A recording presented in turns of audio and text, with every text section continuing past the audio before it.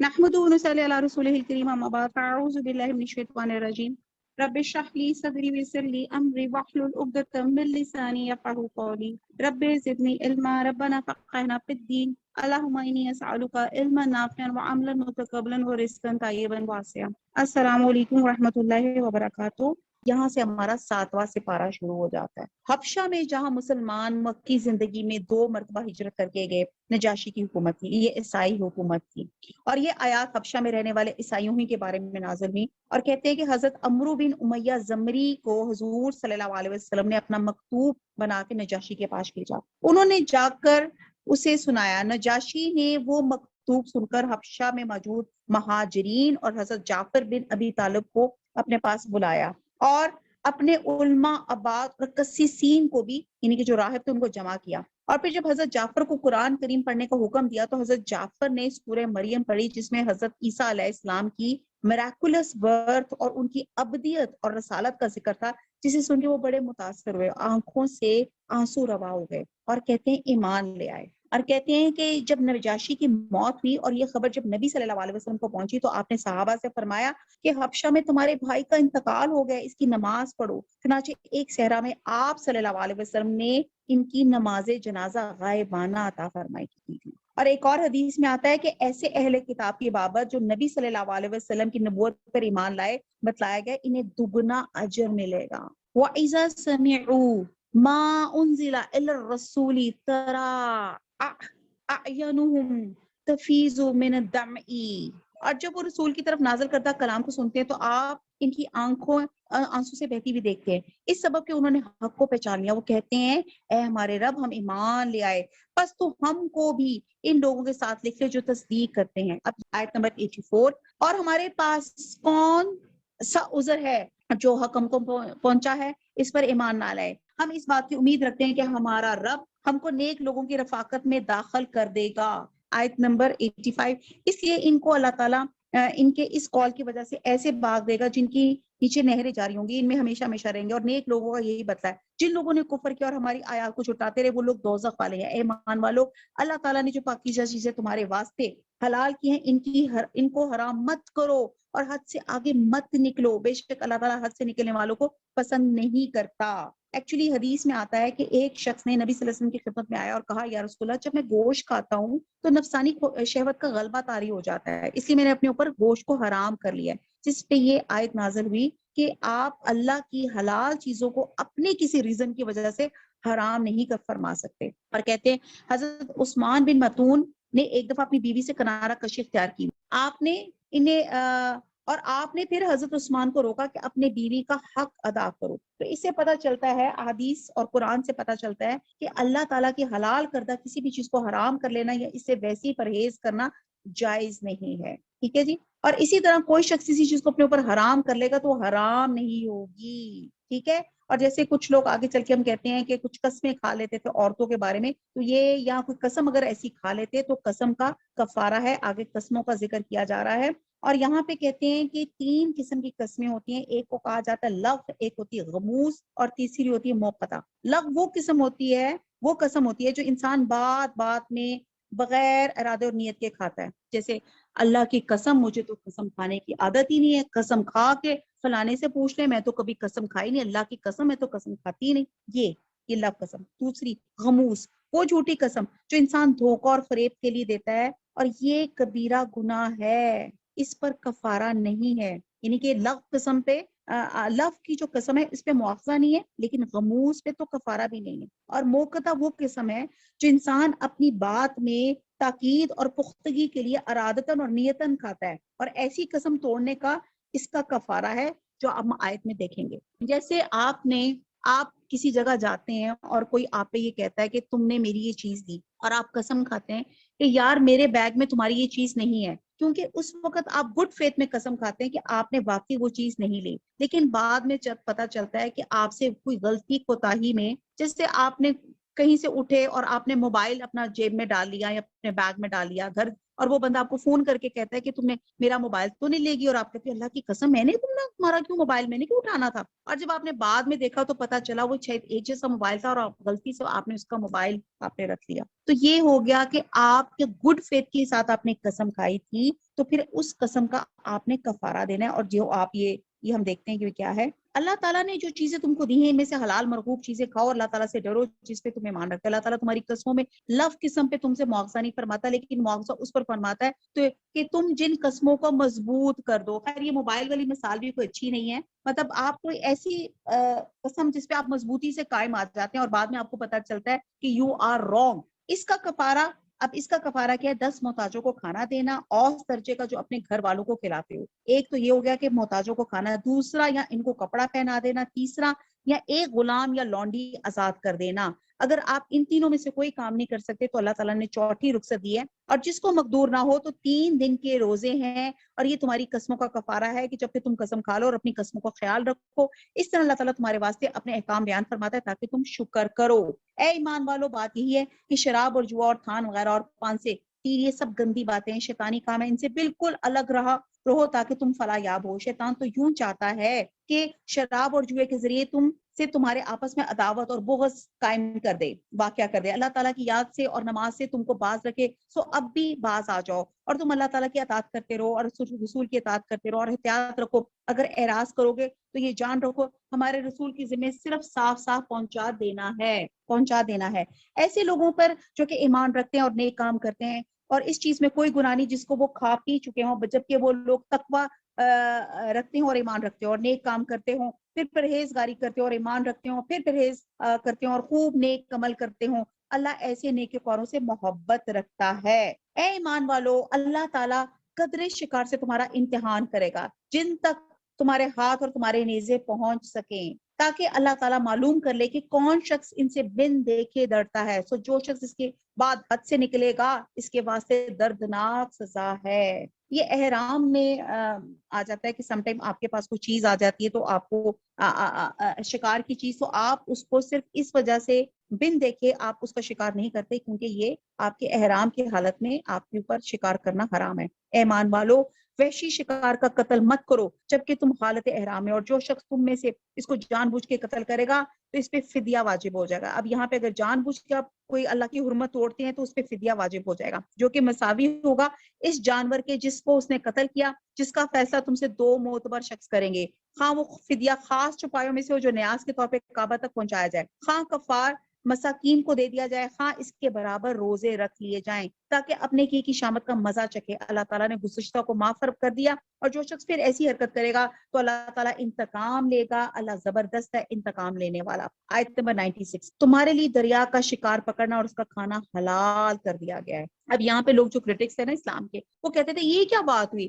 یہ کہتے ہیں کہ جی بسم اللہ پڑھ کے اتنے ظلم سے ایک جانور کو ذبح کرے اور اس کے بعد مردار جو ہے حرام ہے، اور یہ مچھلی ایک سمندر میں ایک مردار جانور ہے اس کو یہ حلال قرار دیتے ہیں. تو حدیث میں وضاحت ہے کہ سمندر کا مردار حلال ہے. آیت نمبر 96، اللہ نے کعبہ کو جو کہ ادب کا مکان ہے لوگوں کے قائم رہنے کا سبب قرار دیا، اور عزت والے مہینے کو بھی اور حرم میں قربانی ہونے والے جانوروں کو بھی اور ان جانوروں کو بھی جن کے گلے میں پٹے. یہ اس لیے کہ تاکہ تم اس بات کا یقین کر لو کہ بے شک اللہ تمام آسمان اور زمین کے اندر کی چیزوں کا علم رکھتا ہے. بے شک اللہ تعالیٰ سب چیزوں کو خوب جانتا ہے. تم یقین جانو کہ اللہ تعالیٰ سزا بھی سخت دینے والا ہے. اللہ تعالیٰ بڑی مغفرت اور بڑی رحمت والا بھی ہے. رسول کے ذمہ تو صرف پہنچانا ہے. اللہ تعالیٰ سب جانتا ہے جو کچھ تم ظاہر کرتے ہو اور جو کچھ پوشیدہ رکھتے ہو. آپ فرما دیجئے کہ ناپاک اور پاک برابر نہیں، وہ آپ کو ناپاک کی کثرت بھلی لگتی ہو. اللہ تعالیٰ سے ڈرتے رہو اے عقل مندو تاکہ تم کامیاب ہو. اے ایمان والو، ایسی باتیں مت پوچھو کہ اگر تم پہ ظاہر کر دی جائیں تو تمہیں ناگوار ہو. اگر تم زمانے نزول قرآن میں ان باتوں کو پوچھو گے تو تم پہ ظاہر کر دی جائیں گی. سوالات گزشتہ اللہ نے معاف کر دیے. اللہ بڑی مغفرت والا بڑے حلم والا ہے. ایسی باتیں تم سے پہلے اور لوگوں نے بھی پوچھی تھیں، پھر ان باتوں کے منکر ہو گئے تھے. اللہ تعالیٰ نے یہ بحیرہ کو مشروع کیا، نہ سائبہ کو اور نہ وسیلہ کو اور نہ حام کو. لیکن جو لوگ کافر ہیں وہ اللہ تعالیٰ پہ جھوٹ لگاتے ہیں اور اکثر کافر عقل نہیں رکھتے. ایکچولی یہ جانوروں کی قسمیں ہیں. بحیرہ اس جانور کو کہا جاتا ہے جس کا دودھ دونا چھوڑ دیا جاتا ہے اور کہا جاتا ہے یہ بتوں کے لیے ہے، یعنی کہ اس سے کوئی فائدہ نہیں اٹھایا جاتا، اور کوئی شخص کے تھنوں کو ہاتھ نہیں لگاتا تھا۔ ایک حلال چیز کو آپ بتوں کے نام پہ چھوڑ دیتے ہیں اور اسے فائدہ نہیں اٹھاتے۔ سائبہ وہ جانور ہے جسے بتوں کے لیے آزاد چھوڑ دیتے ہیں، نہ اس پہ سواری کے لیے استعمال کرتے ہیں اور نہ ٹرانسپورٹیشن کے لیے۔ اور وسیلہ وہ اونٹنی ہے جس سے پہلی مرتبہ مادہ پیدا ہوتا ہے، اس کے بعد دوبارہ بھی مادہ پیدا ہوتا ہے، یعنی کہ ایک مادہ کے بعد دوسرا مادہ، اور ان کے اندر ایک اور اس کو بھی اونٹوں کے لیے آزاد چھوڑ دیتے تھے۔ اور حام وہ نر اونٹ ہے جس کی نسل سے کئی بچے ہو چکے ہوتے ہیں اور نسل کافی بڑھ جاتی ہے، تو اس سے بھی بار برداری یا سواری کا کام لیتے ہیں اور بتوں کے لیے چھوڑ دیتے ہیں۔ حدیث میں آتا ہے کہ سب سے پہلے بتوں کے لیے جانور آزاد چھوڑنے والا شخص ایک عمرو بن عامر خزائی تھا، یعنی کہ جس بندے نے غلط چیز کا رواج، گناہ کا رواج ڈالا۔ نبی صلی اللہ علیہ وسلم نے فرمایا کہ میں نے اسے جہنم میں انتڑیاں کھینچتے ہوئے دیکھا ہے، نعوذ باللہ۔ اور جب ان سے کہا جاتا ہے کہ اللہ تعالیٰ نے جو احکام نازل فرمائے ہیں ان کی طرف اور رسول کی طرف رجوع کرو، تو کہتے ہیں ہم کو وہی کافی ہے جس پہ ہم نے اپنے بڑوں کو دیکھا، اگرچہ ان کے بڑے نہ کچھ سمجھ رکھتے ہیں نہ ہدایت رکھتے ہیں۔ اے ایمان والو اپنی فکر کرو، جب تم راہ راست پر چل رہے ہو تو جو شخص گمراہ رہے اس سے تمہارا کوئی نقصان نہیں، اللہ ہی کے پاس تم سب کو جانا ہے، پھر وہ تم سب کو بتلا دے گا جو کچھ تم سب کرتے تھے۔ اے ایمان والو تمہارے آپس میں دو شخص کا وسیع گواہ ہونا مناسب ہے جبکہ تم میں سے کسی کو موت آنے لگے۔ اب یہاں پہ وصیت کا بیان ہے اور امانت کا بیان ہے کہ بہرحال اس کو سنتے جائیں۔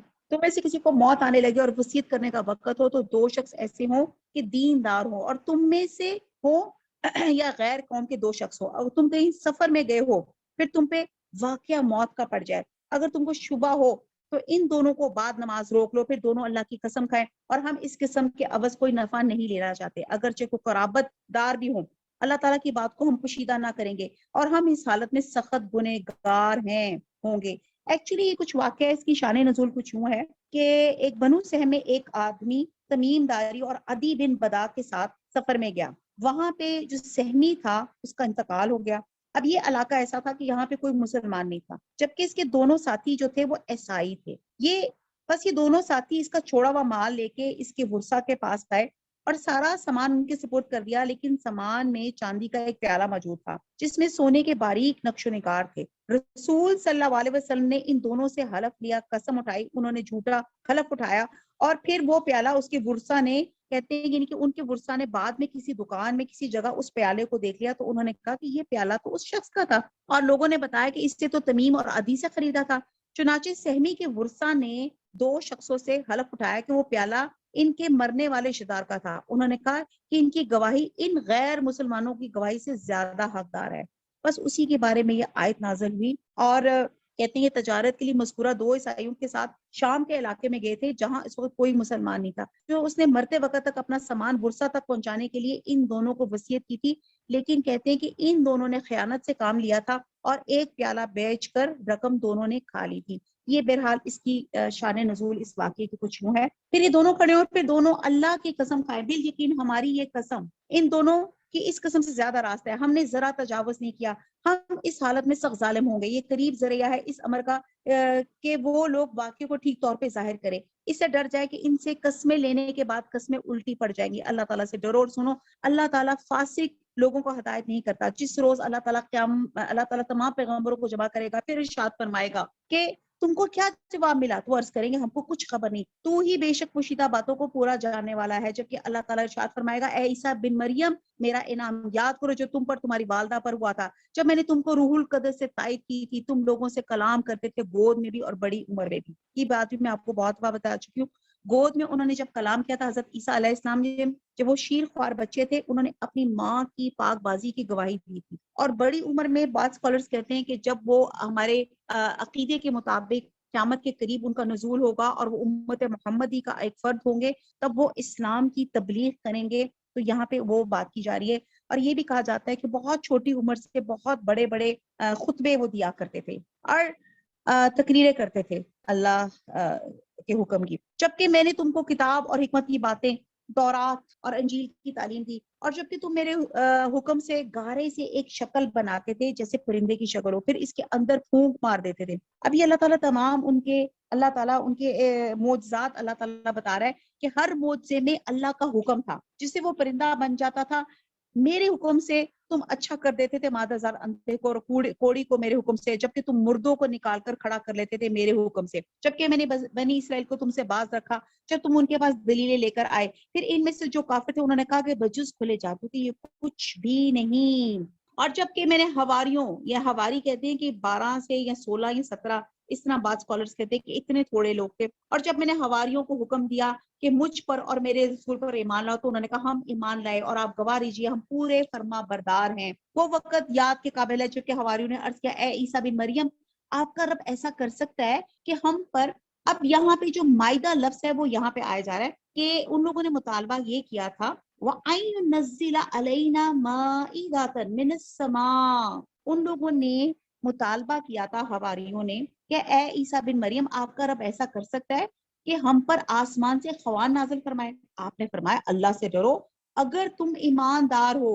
وہ بولے کہ ہم یہ چاہتے ہیں کہ اس میں سے کھائیں اور ہمارے دونوں کو پورا اطمینان ہو جائے اور ہمارا یقین اور بڑھ جائے۔ آپ نے ہم سے سچ بولا اور ہم گواہی دینے والوں میں سے ہو جائیں۔ عیسیٰ ابن مریم نے دعا کی اے اللہ، اے ہمارے پروردگار، ہم پہ آسمان سے کھانا نزول فرما دے۔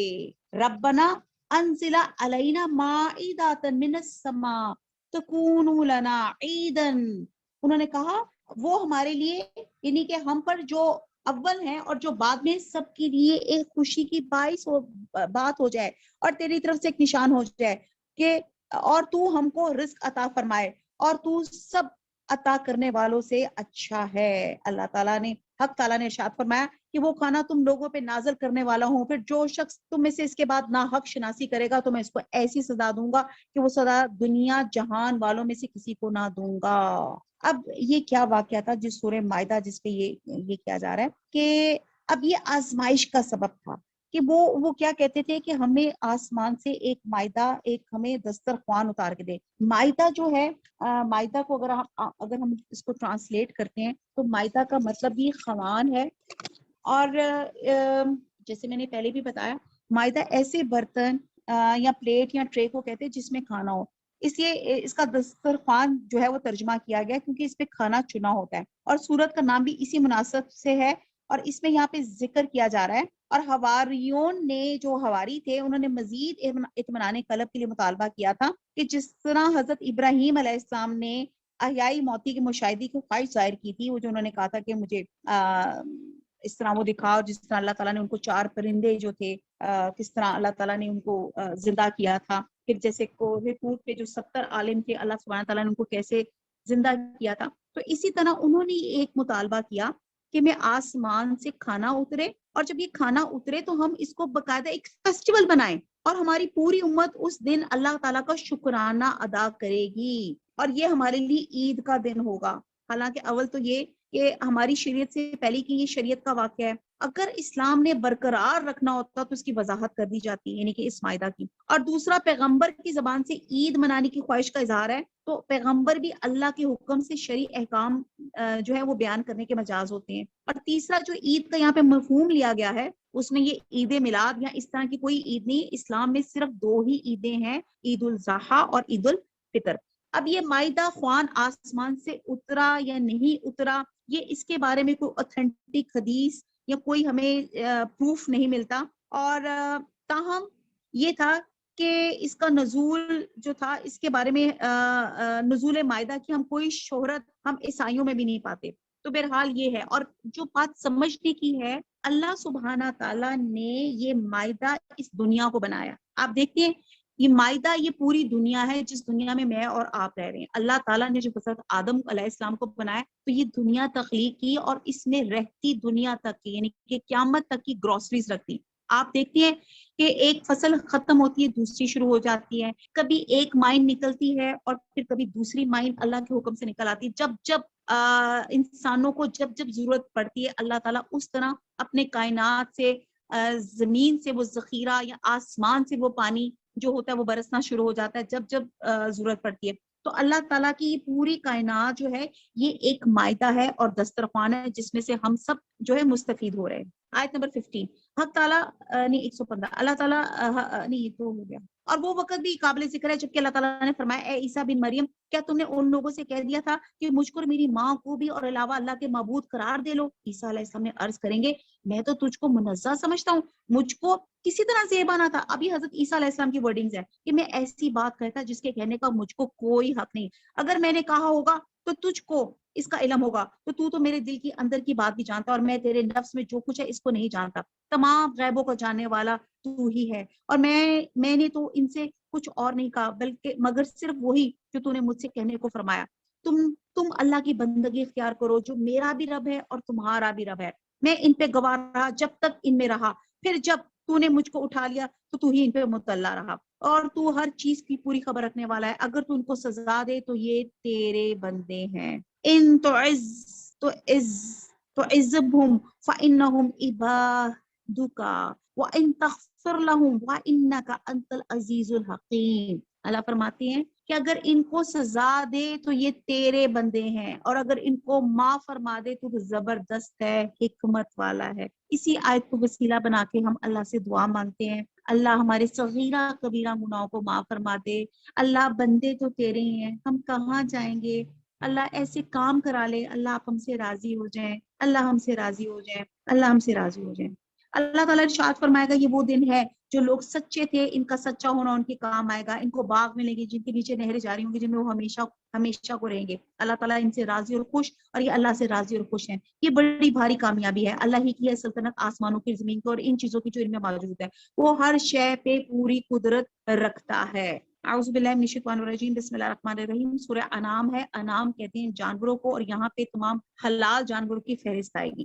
الحمدللہ الذی خلق السماوات والارض وجعل الظلمات والنور. تمام تعریفیں اللہ ہی کی لائق ہیں جس نے آسمان اور زمین کو پیدا کیا اور تاریکیوں اور نور کو بنایا. پھر بھی کافر لوگ غیر اللہ کو اپنے رب کے برابر قرار دیتے ہیں. وہ ایسا جس نے تم کو مٹی سے بنایا. اللہ تعالیٰ کہتا ہے اپنی اوقات دیکھو, تمہارے باپ آدم کی اصل کیا ہے اس کو مٹی سے بنایا ہے, اور پھر جو ہم کھانا کھاتے ہیں وہ بھی خوراک بھی جو ہے ہمیں مٹی سے ہی ملتی ہے. پھر ایک وقت مقین کیا, پھر اللہ تعالیٰ کہہ رہے ہیں یعنی کہ موت کا وقت مقرر کیا, اور دوسرا معین وقت خاص اللہ کے نزدیک ہے. یہ دوسرا خاص معین وقت کون سا ہے؟ جو موت کے وقت یعنی کہ آخرت کا وقت, جب موت کے بعد ہمیں اٹھایا جائے گا. پھر بھی تم شک رکھتے ہو. کتنا کلیئر کٹ اللہ تعالیٰ نے سورہ انعام میں پورا ہمارا عقیدے کو بیان کر دیا. اور وہی ہے معبود برحق آسمانوں میں بھی اور زمین میں بھی. وہ تمہارے پوشیدہ احوال کو بھی تمہارے ظاہر احوال کو بھی خوب جانتا ہے. تم جو کچھ عمل کرتے ہو اس کو بھی جانتا ہے. اور ان کے پاس کوئی نشانی بھی ان کے رب کی نشانیوں میں سے نہیں آتی مگر وہ اسے اعراض ہی کرتے ہیں.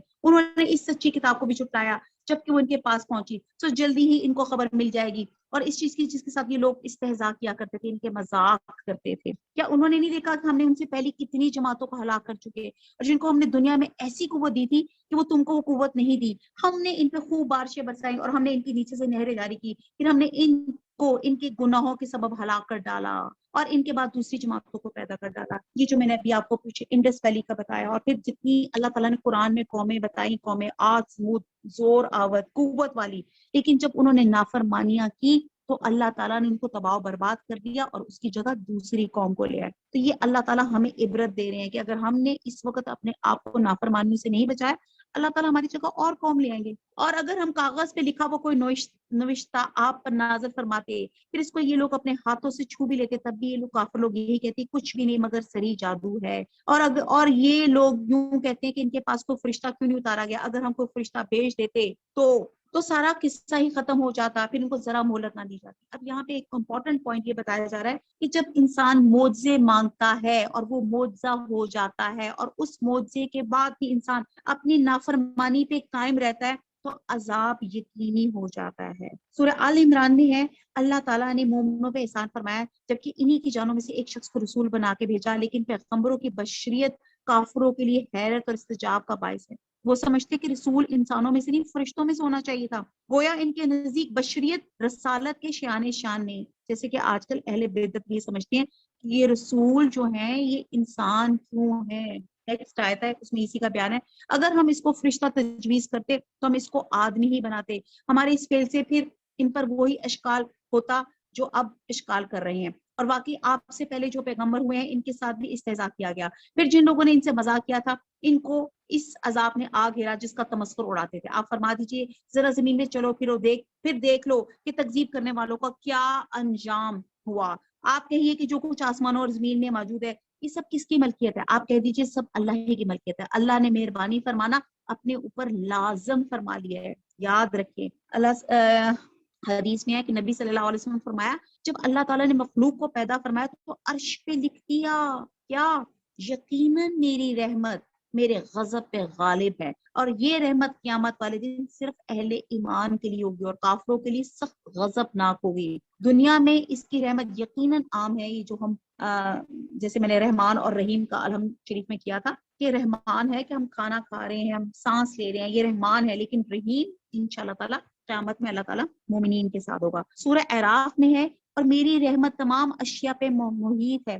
تو وہ رحمت ان لوگوں کے نام ضرور لکھوں گا جو اللہ سے ڈرتے ہیں، زکوٰۃ دیتے ہیں اور ہماری آیتوں پہ ایمان لاتے ہیں. اگر ہم رحمت لینا چاہتے ہیں تو یہ تمام کریکٹرسٹکس ہمارے اندر ہونی چاہیے. تو تم کو اللہ قیامت کے دن جمع کرے گا اور اس میں کوئی شک نہیں. جن لوگوں نے اپنے آپ کو گھاٹے میں ڈالا سو ایمان نہیں لائیں گے. اللہ ہی مالک ہے، وہ سب کچھ جو رات میں اور دن میں رہتی ہے وہی بڑا سننے والا بڑا جانے والا. آپ کہیے کہ اللہ کے سوا جو کہ آسمان اور زمین کا پیدا کرنے والا ہے جو کہ کھانے کو دیتا ہے اس کے کوئی کھانے کو نہیں دیتا کہ اور کسی کو معبود قرار دوں؟ آپ فرما دیجئے مجھ کو یہ حکم ہوا ہے کہ سب سے پہلے میں اسلام قبول کر لوں.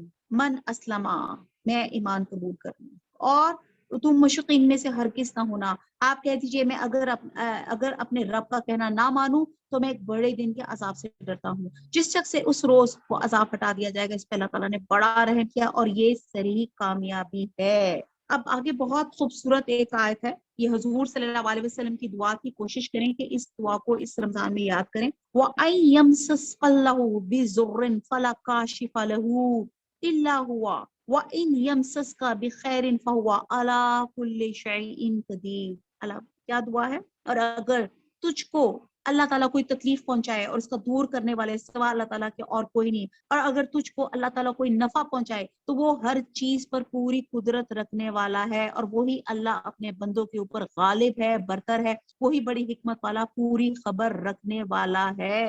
حدیث میں آتا ہے کہ جو چیز تو دے اس کا کوئی روکنے والا نہیں، اور جو چیز تو روک لے اس کا کوئی دینے والا نہیں، اور کسی صاحب حیثیت کو اس کی حیثیت تیرے مقابلے میں نفع نہیں پہنچا سکتی. نبی صلی اللہ علیہ وسلم ہر نماز کے بعد یہ دعا پڑھا کرتے تھے. کہ آپ دیکھیں اس سے پتہ چلتا ہے کہ تمام دنیا جن اور انس مل کر اگر مجھے نفع دینا چاہیں تو نہیں دے سکتے جب تک کہ اللہ کا اذن ہو، اور تمام دنیا جن اور انس مل کر مجھے اگر نقصان پہنچانا چاہیں وہ نہیں دے سکتے جب تک کہ اللہ کا اذن نہ ہو. وَهُوَ الْقَاهِرُ، وہی اللہ.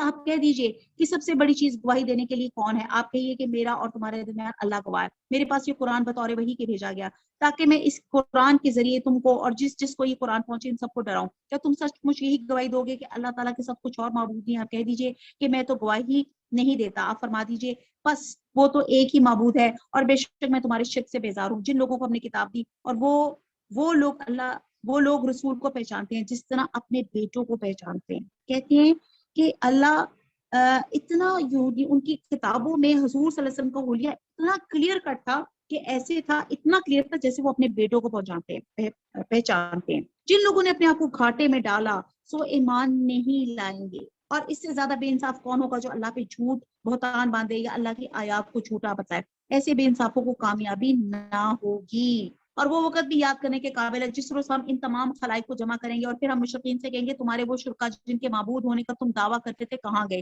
پھر ان کی شرک کا انجام اس کے سوا کچھ بھی نہ ہوگا اور وہ یوں کہیں گے قسم اللہ کی اپنے پروردگار کی ہم مشرک نہ تھے. ذرا دیکھو تو انہوں نے کس طرح جھوٹ بولا اپنی جانوں کو، اور جن چیزوں کو وہ جھوٹ موٹ تراشا کرتے تھے وہ سب غائب ہو گئے. ان میں سے بعد ایسے ہیں کہ آپ کی طرف کان لگاتے ہیں. ہم نے ان کے دلوں پہ پردہ ڈال رکھا ہے اس سے کہ وہ اس کو سمجھے، اور ان کے کانوں میں ڈاٹ دے رکھی ہے. یہ وہی ہے جیسے آپ کے ہیڈ فون ڈال دیے جاتے ہیں نا اور آپ کو بات سمجھ نہیں آتی، جیسے آج کل کے بچوں کو آپ آوازیں دیتے ہیں. اور اگر وہ لوگ تمام دلائل کو دیکھ لیں گے تو بھی ان پر کبھی ایمان نہ لائیں گے. یہاں تک کہ جب یہ لوگ آپ کے پاس آتے ہیں تو آپ سے خام خواہ جھگڑتے ہیں. یہ لوگ جو کافر ہیں یوں کہتے ہیں یہ تو کچھ بھی نہیں، صرف بے سند باتیں ہیں جو پہلوں سے چلی آ رہی ہیں، اور یہ لوگ اس سے دوسروں کو بھی روکتے ہیں اور خود بھی سے دور دور رہتے ہیں. کہتے ہیں الا اساطیر الاولین، وہ کہتے ہیں کہ یہ تو قصے کہانی ہے، یہ تو بس کہانی ہے، یہ کہانیاں تو نہیں ہے، یہ ہسٹری ہے جو اللہ تعالیٰ میں عبرت کے لیے ہمارے پچھلے نبیوں کے واقعہ سنا رہا ہے، تاکہ ہم ان برائیوں سے اپنے آپ کو بچا کے رکھیں جن برائیوں میں یہ قومیں انوالو ہوئی اور جس کی وجہ سے ان پہ عذاب آیا۔ اور یہ لوگ اپنی ہی کو تباہ کر رہے ہیں اور کچھ خبر نہیں رکھتے۔ اگر آپ اس وقت دیکھیں جب کہ دوزخ کے پاس کھڑے کیے جائیں گے تو کہیں گے ہائے کیا اچھی بات ہو، ہم پھر واپس بھیج دیے جائیں۔ اگر ایسا ہو جائے تو ہم اپنے رب کی آیات کو جھوٹا نہ بتائیں، ہم ایمان والوں میں سے ہو جائیں۔ تو آج کیوں نہیں ٹائم ہے؟ آج ہم کیا اس انتظار میں ہے کہ جہنم کے دہانے پہ کھڑے ہوں گے تب ہمیں اللہ کی وحدانیت کا ہمیں یقین آئے گا، ہمیں آخرت کا یقین آئے گا؟ اب کیوں نہ ہم اپنے آپ کو سنبھال لیں؟ سورہ مومنون میں کیا ہے، ہمارے رب ہمیں اس جہنم سے نکال لے، اگر ہم دوبارہ تیری نافرمانی کریں تو یقیناً ظالم ہے۔ اللہ تعالیٰ فرمائے گا اسی میں ذلیل و خوار پڑے رہو، مجھ سے بات نہ کرو۔ ایک اور جگہ آتا ہے اے ہمارے رب ہم نے دیکھ لیا اور سن لیا، بس ہمیں دوبارہ دنیا میں بھیج دیتا کہ ہم نیک عمل کریں، اب ہمیں یقین آ گیا، لیکن اب مہلت کا وقت ختم ہو گیا۔ بلکہ جس چیز کو اس سے قبل دبایا کرتے تھے وہ ان کے سامنے آ گئی۔ اگر یہ لوگ پھر واپس بھیج دیے جائیں تب بھی یہ وہی کام کریں گے جس سے ان کو منع کیا گیا تھا۔ یقیناً یہ بالکل جھوٹے، اور یہ کہتے ہیں کہ صرف یہی دنیاوی زندگی ہماری زندگی ہے اور ہم زندہ نہ کیے جائیں گے۔ اگر آپ اس وقت دیکھیں گے جب یہ اپنے رب کے سامنے کھڑے ہو جائیں گے، اللہ فرمائے گا کہ یہ امر واقعی نہیں؟ وہ کہیں گے بے شک قسم ہے اپنے رب کی، اللہ تعالیٰ فرمائے گا تو اب اپنے کفر کے عوض عذاب چکو۔ بے شک خسارے میں پڑے وہ لوگ ہیں جنہوں نے اللہ سے ملنے کی تکذیب کی، یہاں تک کہ جب وہ معین وقت ان پہ دفتن آ پہنچے گا کہیں گے ہائے افسوس ہماری کوتاہی پر جو اس کے بارے میں ہوئی، اور حالت ان کی یہ ہوگی وہ اپنے بار اپنے کمر پر لادے ہوں گے۔ خوب سن لو، بری ہوگی وہ چیز جس کو وہ لادیں گے، اور دنیاوی زندگانی تو کچھ بھی نہیں بجز لہو لعب کے، پچھلا گھر متقیوں کے لیے بہتر ہے۔ کیا تم سوچتے سمجھتے نہیں؟ ہم خوب جانتے ہیں کہ آپ کو ان کے اقوال مغموم کرتے ہیں، سو یہ لوگ آپ کو جھوٹا نہیں کہتے ہیں کہ حضور صلی اللہ علیہ وسلم کو یہی ایک ہوتی تھی کہ جب کفار کی وجہ سے آپ کو دکھ پہنچتا تھا تو آپ کو تسلی کے لیے فرمایا جا رہا ہے۔ کہتے ہیں کہ ایک دفعہ ابو جہل نے ایک بار رسول صلی اللہ علیہ وسلم سے کہا اے محمد صلی اللہ علیہ وسلم ہم تم کو نہیں بلکہ جو تم کچھ لائے ہو اس کو جھٹلاتے ہیں، جس پر یہ آیت نازل ہوئی۔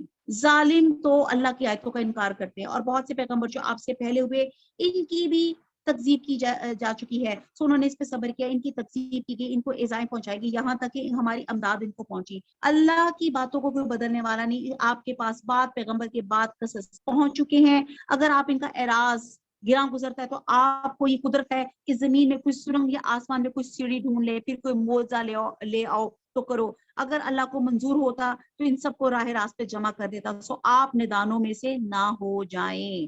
آج ہمارا یہ نصف سپارہ یہاں پہ ختم ہوا، اور یہاں پہ آپ دیکھیں کہ یہاں پہ کہہ رہے کہ اللہ سے اگر آپ بچنا چاہتے ہیں تو دوڑیں۔ کہاں جائیں گے آپ یہاں پہ کوئی ایک فاسٹ روڈ پہ کوئی لے لیں گے کہ میں اللہ سے بچ کے کہیں چلا جاؤں، آپ آسمان پہ نکل جائیں گے، کوئی جٹ طیارہ لے لیں گے کہ کہیں اللہ سے بچ کے نکل جائے، آپ دریا میں کہیں نکل جائیں گے، اللہ تو ہر جگہ موجود ہے، اللہ سے بچ کر کہاں جائیں گے؟ تو سو آج ہمارے پاس، میرے اور آپ کے پاس مہلت ہے کہ انشاءاللہ تعالیٰ اپنے آپ کو اللہ کی فرما برداری میں کر لے اور اس جنت کے مستحق ہو جائیں جس کی وسعت جو ہم نے پڑھی کہ جس میں ایک درخت ہے، جس میں ایک سوار چلے گا تو وہ 100 سال تک اس کا سایہ برقرار رہے گا انشاءاللہ، آمین۔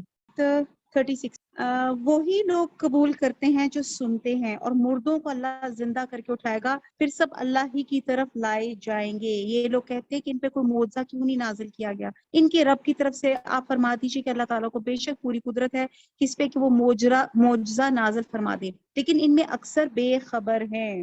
اور جتنے قسم کے جاندار زمین پہ چلنے والے ہیں اور جتنے قسم کے پرند جانور ہیں کہ اپنے دونوں بازوں سے اڑتے ہیں، ان میں کوئی قسم ایسی نہیں جو کہ تمہاری طرح کے گروہ نہ ہو۔ ہم نے دفتر میں کوئی چیز نہیں چھوڑی، پھر سب اپنے پروردگار کے پاس جمع کیے جائیں گے۔ ایک ایک آیت میں اس قدر اللہ تعالیٰ کی حکمتیں اور تفاسیر ہیں کہ یہاں پہ آپ دیکھیں کہ پرندوں کی فلائٹ پہ کہتے ہیں اللہ تعالیٰ غور کریں کہ کیسے وہ اپنے دونوں بازو اڑاتے ہیں، اور کیسے آپ یہ دیکھیں کہ کوئی ایسا اڑ سکتا ہے جیسے اللہ سبحانہ تعالیٰ پرندوں کے اندر ایک خاصیت رکھی ہوئی ہے۔ پھر اللہ تعالیٰ کہتے ہیں کہ ہم نے دفتر میں کوئی چیز نہیں چھوڑی۔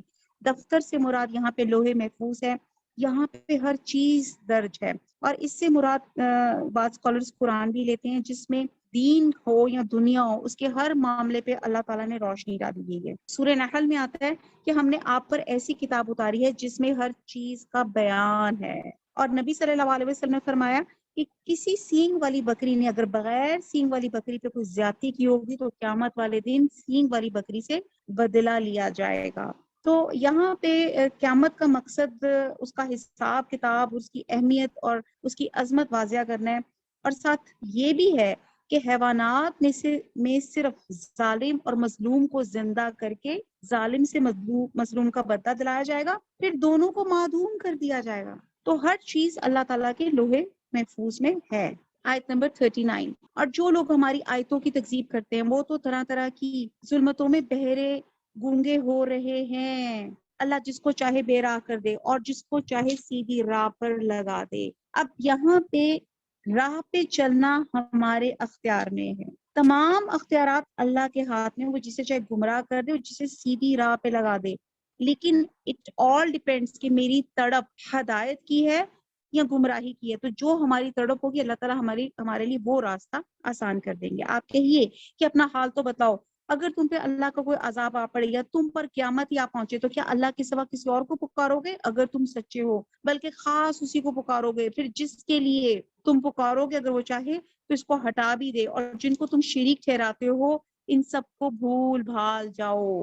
اور ہم نے اور امتوں کی طرف جو آپ سے پہلے گزر چکی ہیں پیغمبر بھیجے، سو ہم نے ان کو تنگ دستی اور بیماری سے پکڑا تاکہ وہ اظہار عجز کر سکے۔ اب کلیئر کٹ اللہ تعالیٰ نے بتایا پیچھے جتنی بھی امتیں گزری ہیں ان پر اللہ تعالیٰ نے جو بھی آزمائشیں ڈالی ان کی اپنی نافرمانی، اپنی غلط کاریوں کی وجہ سے، اور وہ کیوں؟ تاکہ وہ عاجزی اختیار کر سکیں۔ اور سو جب ان کو ہماری سزا پہنچی تو انہوں نے عاجزی کیوں نہیں اختیار کی؟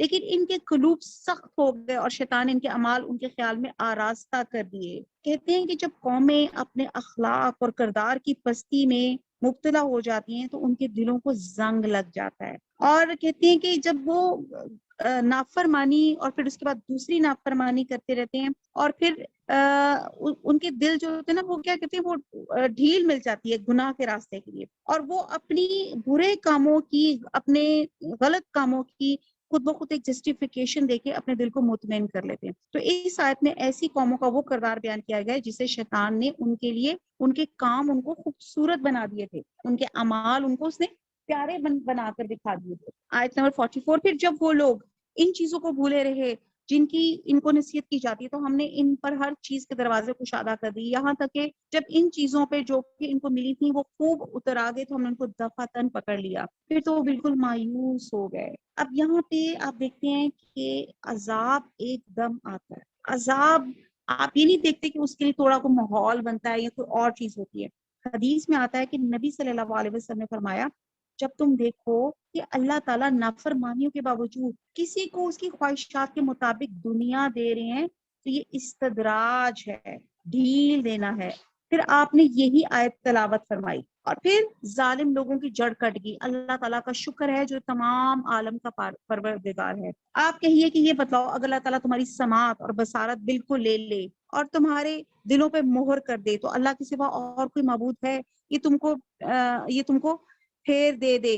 آپ دیکھیے ہم کس طرح دلائل کو مختلف پہلوؤں سے پیش کر رہے ہیں، پھر بھی یہ اعراض کرتے ہیں۔ آپ کہیے کہ یہ بتلاؤ اگر تم پہ اللہ تعالیٰ کا عذاب آ پڑے، خواہ اچانک یا علانیہ، تو کیا بجز ظالم لوگوں کے اور بھی کوئی ہلاک کیا جائے گا؟ اور ہم پیغمبروں کو صرف اس واسطے بھیجا کرتے ہیں کہ وہ بشارت دیں اور ڈرائیں، اور پھر جو ایمان لیں اور درستی کر لیں سو ان لوگوں پر کوئی اندیشہ نہیں اور نہ وہ مغموم ہوں گے۔ اور جو لوگ ہماری آیتوں کو جھوٹا بتلائے ان کو عذاب پہنچے گا بوجہ اس کے وہ نافرمانی کرتے تھے، یعنی کہ اللہ کی تکذیب کرتے تھے۔ آپ کہہ دیجئے کہ نہ تو میں یہ کہتا ہوں کہ میرے پاس اللہ کے خزانے اور نہ میں غیب جانتا ہوں، نہ میں تم سے یہ کہتا ہوں کہ میں فرشتہ ہوں، میں تو صرف جو کچھ میرے پاس وہی آتی ہے اس کا اتباع کرتا ہوں۔ آپ کہیے کہ اندھا اور بینا کہیں برابر ہو سکتا ہے؟ سو کیا تم غور نہیں کرتے؟ اب کتنی اللہ تعالیٰ کلیئر کٹ چیزیں بتا رہے ہیں کہ اللہ کے رسول کہتے تھے کہ میرے پاس کوئی اللہ کے خزانے نہیں، مراد ہے کہ میرے پاس اللہ کی تعالیٰ کی قدرت اور اختیار نہیں ہے، اور میرے پاس جو اللہ تعالیٰ نے عطا کی وہ اللہ تعالیٰ ہی کا عطا کیا ہوا ہے۔ اور کہتے کہ اور پھر کیا اندھا اور بینا برابر ہو سکتے ہیں؟ کتنی پیاری مثالوں سے اللہ تعالیٰ ہمیں بات کو جو ہے سمجھا رہے ہیں۔ ایسے لوگوں کو ڈرائیے جو اس بات سے اندیشہ رکھتے ہیں کہ اپنے رب کے پاس ایسی حالت میں جمع کیے جائیں گے کہ جتنے غیر اللہ ہیں نہ کوئی ان کا مددگار ہوگا، نہ کوئی شفیع ہوگا، اس امید پر کہ وہ ڈر جائیں۔ اور ان لوگوں کو نہ نکالیے جو صبح شام اپنے پروردگار کی عبادت کرتے ہیں، خاص اسی کی رضامندی کا قصد رکھتے ہیں۔ ان کا حساب ذرا بھی آپ کے متعلق نہیں، اور آپ کا حساب ذرا بھی ان کے متعلق نہیں کہ آپ ان کو نکال دیں، ورنہ آپ ظلم کرنے والوں میں سے ہو جائیں گے۔ اور اسی طرح ہم نے ایک کو دوسروں کے ذریعے سے آزمائش میں ڈال رکھا ہے تاکہ یہ لوگ کہا کریں کہ ہم سب میں سے ان پر اللہ تعالیٰ نے فضل کیا ہے۔ کیا یہ بات نہیں کہ اللہ تعالیٰ شکر گزاروں کو خوب جانتا ہے؟ ایکچولی نا جو پہلے جب اسلام آیا تھا تو اسلام میں قبول کرنے والے جو تھے وہ جو تھے نا غریب لوگ تھے، تو مشرکین اس بات پہ حضور صلی اللہ علیہ وسلم پہ کچھ طعنہ بھی مارتے تھے، مطالبہ بھی کرتے تھے کہ اے محمد صلی اللہ علیہ وسلم، تمہارے ارد گرد تو غربا اور فقراء کا ہجوم رہتا ہے، ذرا انہیں ہٹاؤ تو ہم تمہارے پاس بیٹھیں۔ تو ان غربا کو اپنے سے دور اللہ تعالیٰ یہ کہہ رہے ہیں کہ جو بے وسائل لوگوں کو حقیر سمجھنا یا ان کی صحبت سے گریز کرنا، ان سے وابستگی نہ رکھنا، یہ نادانوں کا کام ہے، اہل ایمان والوں کا کام نہیں۔ اہل ایمان تو اہل ایمان سے محبت رکھتے ہیں، چاہے وہ غریب ہوں یا مسکین ہوں، اور یہی اسلام کی خوبصورتی ہے۔ آیت 54، یہ لوگ جب آپ کے پاس ہے جو ہماری آیتوں پر ایمان رکھتے تو یوں کہہ دیجئے کہ تم پر سلامتی ہو، تمہارے رب نے مہربانی فرمانا اپنے ذمے مقرر کر لیا ہے۔ اتنی خوبصورت بات ہے کہ اللہ تعالیٰ نے، جیسے میں نے پہلے بتایا تھا کہ اللہ تعالیٰ نے عرش پہ لکھ دیا ہوا ہے اِنَّ رحمتی تغلب غضبی، میری رحمت میرے غضب پر غالب ہے، کہ جو شخص تم میں سے برا کام کر بیٹھے جہالت سے، پھر وہ اس کے بعد توبہ کر لے اور اصلاح رکھے تو اللہ کی یہ شان ہے کہ وہ بڑی مغفرت کرنے والا ہے، بڑی رحمت والا ہے۔ آیت 55، اسی طرح ہم آیات کی تفصیل کرتے رہتے ہیں تاکہ مجرمین کا طریقہ ظاہر ہو جائے۔ آپ کہہ دیجئے کہ مجھ کو اس سے ممانعت کی گئی ہے کہ ان کی عبادت کروں جن کی تم لوگ اللہ تعالیٰ کو چھوڑ کر پکارتے ہو۔ آپ کہہ دیجئے کہ میں تمہاری خواہشات کی اتباع نہ کروں گا، کیونکہ اس حالت میں تو میں بے راہ ہو جاؤں گا اور راہ راست پر چلنے والوں میں نہ رہوں گا۔ آپ کہہ دیجئے کہ میرے پاس تو ایک وکیل ہے میرے رب کی طرف سے، تم اس کی تکذیب کرتے ہو، جس چیز کی تم جلدی مچا رہے ہو وہ میرے پاس نہیں، حکم کسی کا نہیں بجز اللہ تعالیٰ کے، اللہ تعالیٰ حق بات بتلا دیتے ہیں اور سب سے اچھا فیصلہ کرنے والا وہی ہے۔ آپ کہہ دیجئے اگر میرے پاس وہ چیز ہوتی جس کا تم فوری تقاضا کر رہے ہو تو میرا اور تمہارا باہمی قصہ فیصل ہو چکا ہوتا، اور ظالموں کو اللہ خوب جانتا ہے۔ اب یہ کیا چیز جلدی مچا رہے تھے؟ یہ عذاب، کہ مطلب وہ یقین، وہ سمجھتے تھے کہ یہ ایسی ڈرا رہا ہے، یہ ایسی کوئی جہنم جنت کوئی چیز نہیں ہے، عذاب کوئی چیز نہیں ہے، تو وہ کہہ رہے تھے کہ اگر اللہ تعالیٰ میرے طلب کرنے پہ فوراً عذاب بھیج دیتا تو اللہ تعالیٰ، یہ اللہ تعالیٰ کے اختیار میں، یہ میرے اختیار میں نہیں ہے۔ حدیث میں آتا ہے کہ ایک موقع پہ اللہ کے حکم سے پہاڑوں کا فرشتہ نبی صلی اللہ علیہ وسلم کے پاس حاضر خدمت ہوا تو حکم دیا کہ آپ حکم دیں میں ساری آبادی کو دونوں پہاڑوں کے درمیان میں کچل دوں گا، تو آپ نے فرمایا نہیں، مجھے امید ہے اللہ تعالیٰ ان کی نسلوں سے اللہ کی عبادت کرنے والا پیدا فرمائے گا۔ اور اس حدیث میں مشرکین کے طلب کیے بغیر صرف ان کی ایذا دہی کی وجہ سے ان پہ عذاب بھیجنے کا ارادہ ظاہر کیا گیا، جسے آپ نے پسند نہیں فرمایا۔ اور وہ بھی اگر آپ کو ایگزیکٹلی پتا ہو تو یہ طائف کا واقعہ، جب حضور صلی اللہ علیہ وسلم کے ساتھ جو وہاں کے سردار لوگ تھے انہوں نے آپ کے پیچھے شرارتی لڑکے آپ کے پیچھے لگا دیے تھے، جنہوں نے آپ کو پتھر مارے تھے جس سے آپ لہو لہان ہو گئے تھے، اور تب جو تھے نا غیظ و غضب سے پہاڑوں کا فرشتہ آیا تھا کہ یہ انہوں نے آپ کے ساتھ اتنا برا سلوک کیا تو آپ مجھے اجازت دیں کہ میں ان دونوں کو، یہ ساری آبادی کو پہاڑوں کے درمیان میں کچل دوں۔ آیت نمبر 59، اللہ تعالیٰ ہی کے پاس ہیں غیب کی کنجیاں، خزانے، ان کو کوئی نہیں جانتا بجز اللہ کے، اور وہ تمام چیزوں کو جانتا ہے جو کچھ خشکی میں ہے، جو کچھ دریاؤں میں ہے، اور کوئی پتہ نہیں گرتا مگر اس کو بھی جانتا ہے، اور کوئی دانہ زمین کے تاریک حصوں میں نہیں پڑتا، اور نہ کوئی تر اور نہ کوئی خشک چیز گرتی ہے، مگر یہ سب کتاب مبین میں ہے۔ اب یہاں پہ اللہ تعالیٰ کی قدرت کا بیان بہت ڈیٹیل سے بتایا گیا ہے کہ اللہ تعالیٰ آپ کے ظاہر باطن ہر چیز سے واقف ہیں۔ ایکچولی اصل میں نصیحت بھی ان کو فائدہ دیتی ہے جن کے اندر اللہ کا خوف ہو، جن کو اپنی کل کی فکر ہو، جن کو آخرت کا کھٹکا لگا ہو، انہیں پتا ہو کہ اس دنیا میں جو دنیا کی فکر مندی کی بجائے ہماری پریورٹی آخرت کی فکر ہونی چاہیے. ان کا اس فکر سے دل دھڑکنے لگ جائیں. تو آپ یہ دیکھیں کہ جس بندے کے دل میں آخرت کا خوف اور فکر لگی ہوتی ہے اس میں کیا ہوتا ہے, وہ اس کو اس ہر وقت یہی سوچ ہوتی ہے کہ میرا کل کیا ہوگا, میں نے اس کے لیے کیا پریپریشن کی گئی ہے. فار ایگزامپل اگر آپ کا جاب کا انٹرویو ہے اور یا کوئی شادی کا کوئی مسئلہ ہے تو آپ کا سارا دھیان اسی میں لگا ہوگا, یا بچے امتحان دے رہے ہیں کہ کسی یہی ہو کہ ہم نے کیا دینا ہے پیپر اور کیا کرنا ہے. اب وہ چین سے نہیں بیٹھیں گے, وہ غفلت نہیں میں بیٹھیں گے, اپنی انرجیز اپنا ٹائم نہیں ضائع کریں گے, اٹھتے بیٹھتے ہر وقت وہ یہی سوچیں گے کہ میں نے انٹرویو میں کیا بولنا ہے, میں نے امتحان کیا دینا ہے, میں نے اس شادی کے اس چیز کی تیاری کو کیسے کرنا ہے. لیکن ہم یہ دیکھتے ہیں کہ ہم آخرت کی فکر سے بے خوف ہو جاتے ہیں, اور اسی لیے تو کہا جاتا ہے کہ آپ جس کو آخرت کی فکر لگی ہو تو وہ ایسے نہیں ہوتا جیسے میں نے پہلے بتایا تھا کہ ٹریفک جب سٹرک ہوتی ہے تو آپ بے چین ہوتے ہیں کہ یہ کیوں نہیں ٹریفک چل رہی. آپ دوڑ لگا دیتے ہیں, نیکیوں میں دوڑ لگا دیتے ہیں, نیکیوں میں سستی نہیں کرتے کہ یہ سب چیزیں. اور یہاں پہ بھی توبہ کا بھی بیان کیا گیا. تو آپ دیکھیں کہ جسمانی صفائی کے لیے تو ہم غسل کرتے ہیں, مگر گناہوں کی گندگی دور کرنے کے لیے اللہ سبحانہ تعالیٰ نے توبہ بتائی ہوئی ہے, جو آپ کو اسپرچولی طور پہ آپ کو کلین آؤٹ کر دیتی ہے. اور کہتے ہیں اللہ تعالیٰ کو توبہ اتنی پسند ہے, کہتے ہیں کہ ایسے ہے کہ جیسے آپ صحرا میں جاتے ہیں اور آپ کی کوئی چیز گم جاتی ہے اس ریت میں, اور جب آپ کو مل کے جتنی خوشی ہوتی ہے تو اتنی خوشی جو ہے اللہ سبحانہ تعالیٰ کو ہوتی ہے جب ایک بندہ پلٹ کر اس کے پاس آتا ہے. اب یہ جو میں نے آیت پڑھی جس میں کہا غیب کی کنجیاں ہیں, آپ یہ دیکھیں کہ اس میں اللہ تعالیٰ کی پوری حاکمیت اللہ تعالیٰ نے کلیئر کٹ بتائی دی ہے کہ اللہ تعالیٰ کے پاس غیب کی کنجیاں ہیں.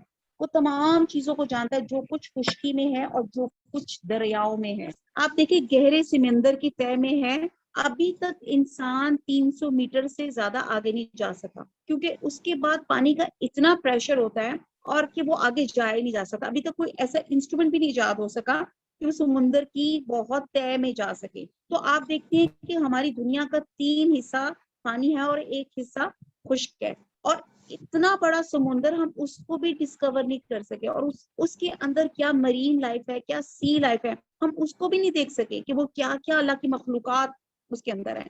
تو اللہ کو معلوم ہے سمندر میں کیا ہے, خشکی میں کیا ہے. آپ دیکھیں آپ کو تو اپنے گھر کی ایک درخت کا نہیں پتا ہوگا کہ آج اس کے کتنے پتے جھڑے, اور اللہ تعالیٰ دنیا میں جہاں بھی کوئی پتا گرتا ہے کچھ ہوتا ہے اللہ تعالیٰ کو سب پتا ہوتا ہے. آپ صلی اللہ علیہ وسلم نے ایکچولی حضرت عائشہ سے فرمایا, عائشہ چھوٹے چھوٹے گناہوں کے بارے میں محتاط رہنا کیونکہ اکٹھے ہو کے انسان کو ڈبو دیتے ہیں. پھر آپ نے مثال دی تھی کہ جیسے ایک قوم جنگل میں اتری اور ایک شخص ایک لکڑی چن کر لایا, اور جب آگ لگائی گئی تو اتنا بڑا الاؤ ہو گیا کہ کھانا پک گیا اور روشنی بھی ملی.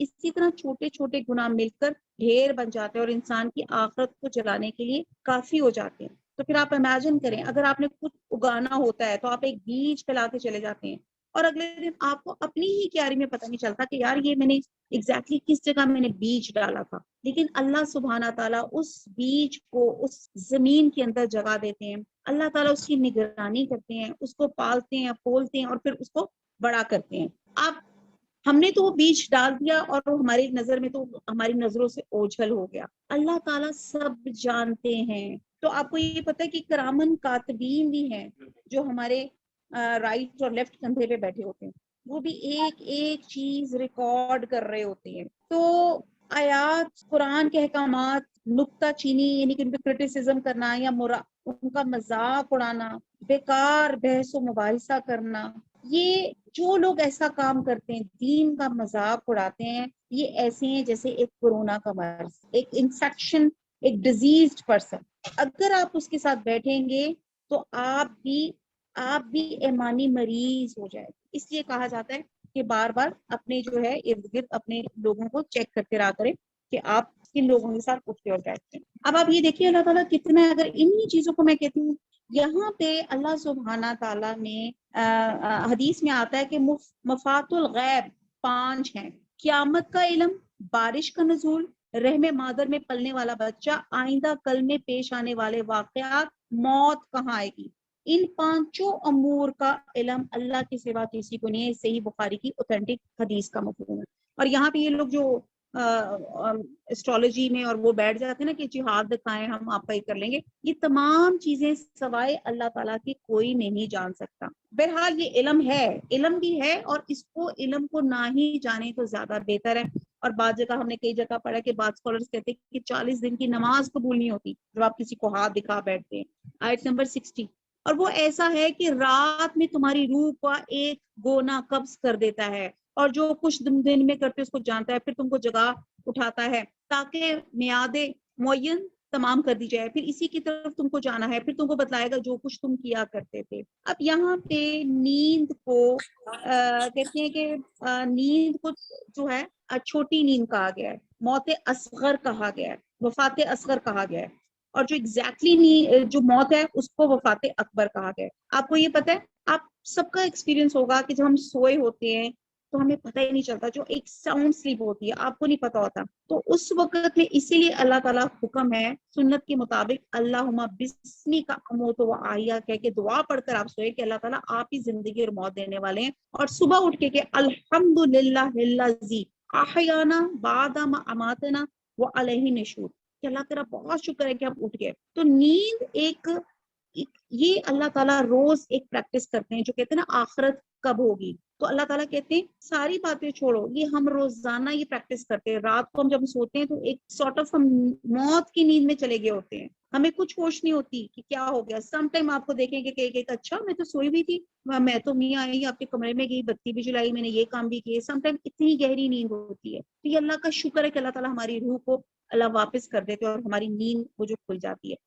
پھر آپ دیکھتے ہیں کہ جو چھینک آتی ہے، چھینک، اب آپ چھینک مارتے ہیں تو آپ کو پتہ ہے 1 سیکنڈ کے لیے آپ کا ہارٹ بند ہو جاتا ہے، 1 سیکنڈ کے لیے آپ پوز، پوری باڈی پوز میں آ جاتی ہے، یعنی کہ ایک حالت موت میں آ جاتی ہے، اور اسی لیے کہا جاتا ہے الحمدللہ کہنا چاہیے، اللہ تعالیٰ شکر ہے کہ اللہ تعالیٰ نے چھین کے بعد بھی اللہ تعالیٰ نے زندگی عطا فرما دی۔ تو یہ وہ پریکٹسز ہیں جو ہم دن اور رات میں کئی دفعہ کرتے ہیں، اور پھر ہم آخرت کے نعوذ باللہ منکر ہو جاتے ہیں۔ آیت نمبر 61، اور وہی اپنے بندوں کے اوپر غالب ہے، برتر ہے، تم پر نگہداشت رکھنے والے بھیجتا ہے، یہاں تک کہ جب تم میں سے کسی کو موت آ پہنچتی تو اس کی روح ہمارے بھیجے ہوئے قبض کر لیتے ہیں، اور ذرا کوتاہی نہیں کرتے، پھر سب اپنے مالک حقیقی کے پاس لائے جائیں گے۔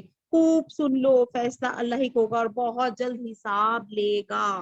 آپ کہیے وہ کون ہے؟ خوب سنو، فیصلہ اللہ کا ہوگا اور بہت جلد حساب لوگا۔ آپ کہیے وہ کون ہے جو تم کو خشکی اور دریا کی ظلمات سے نجات دیتا ہے؟ تم اس کو پکارتے ہو گڑ گڑا کر اور چپکے چپکے۔ اگر تم ہم کو ان سے نجات دیتے ہو تو ہم ضرور شکر کرنے والوں میں سے ہو جائیں گے۔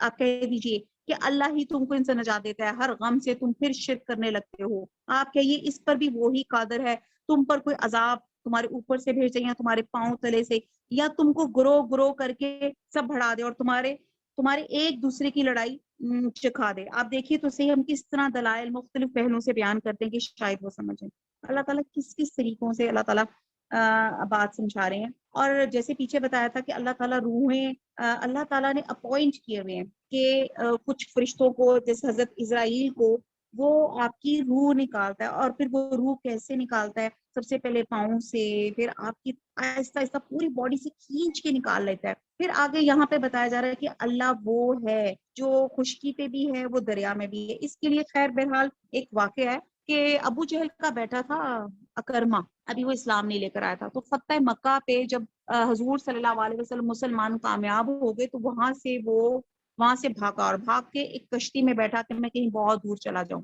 وہ کشتی گرداب میں پھنس گئی۔ جب وہ کشتی گرداب میں پھنس گئی تو ان کے وہاں پہ ایک ان کا طریقہ تھا کہ اگر کشتی گرداب میں پھنس گئی تو اس کا مطلب ہے کوئی ایک غلام اپنے آقا سے بھاگ کر آیا ہے، تو اس وجہ سے پھنس گیا۔ اور یا ان کا یہ تھا کہ اس میں سے کوئی ایک جو ہے سب جو ہے وہاں پہ انہوں نے اللہ اللہ پکارنا شروع کر دیا۔ تو جو اکرما تھا اس نے کہا اچھا اسی اللہ سے تو بھاگ کر میں اس کشتی میں سوار ہوا، یعنی کہ جب میں خشکی پہ تھا تب بھی اللہ ہی کہہ رہے تھے، اور جب میں تری میں آیا ہوں تب بھی اللہ ہی کہہ رہے ہیں۔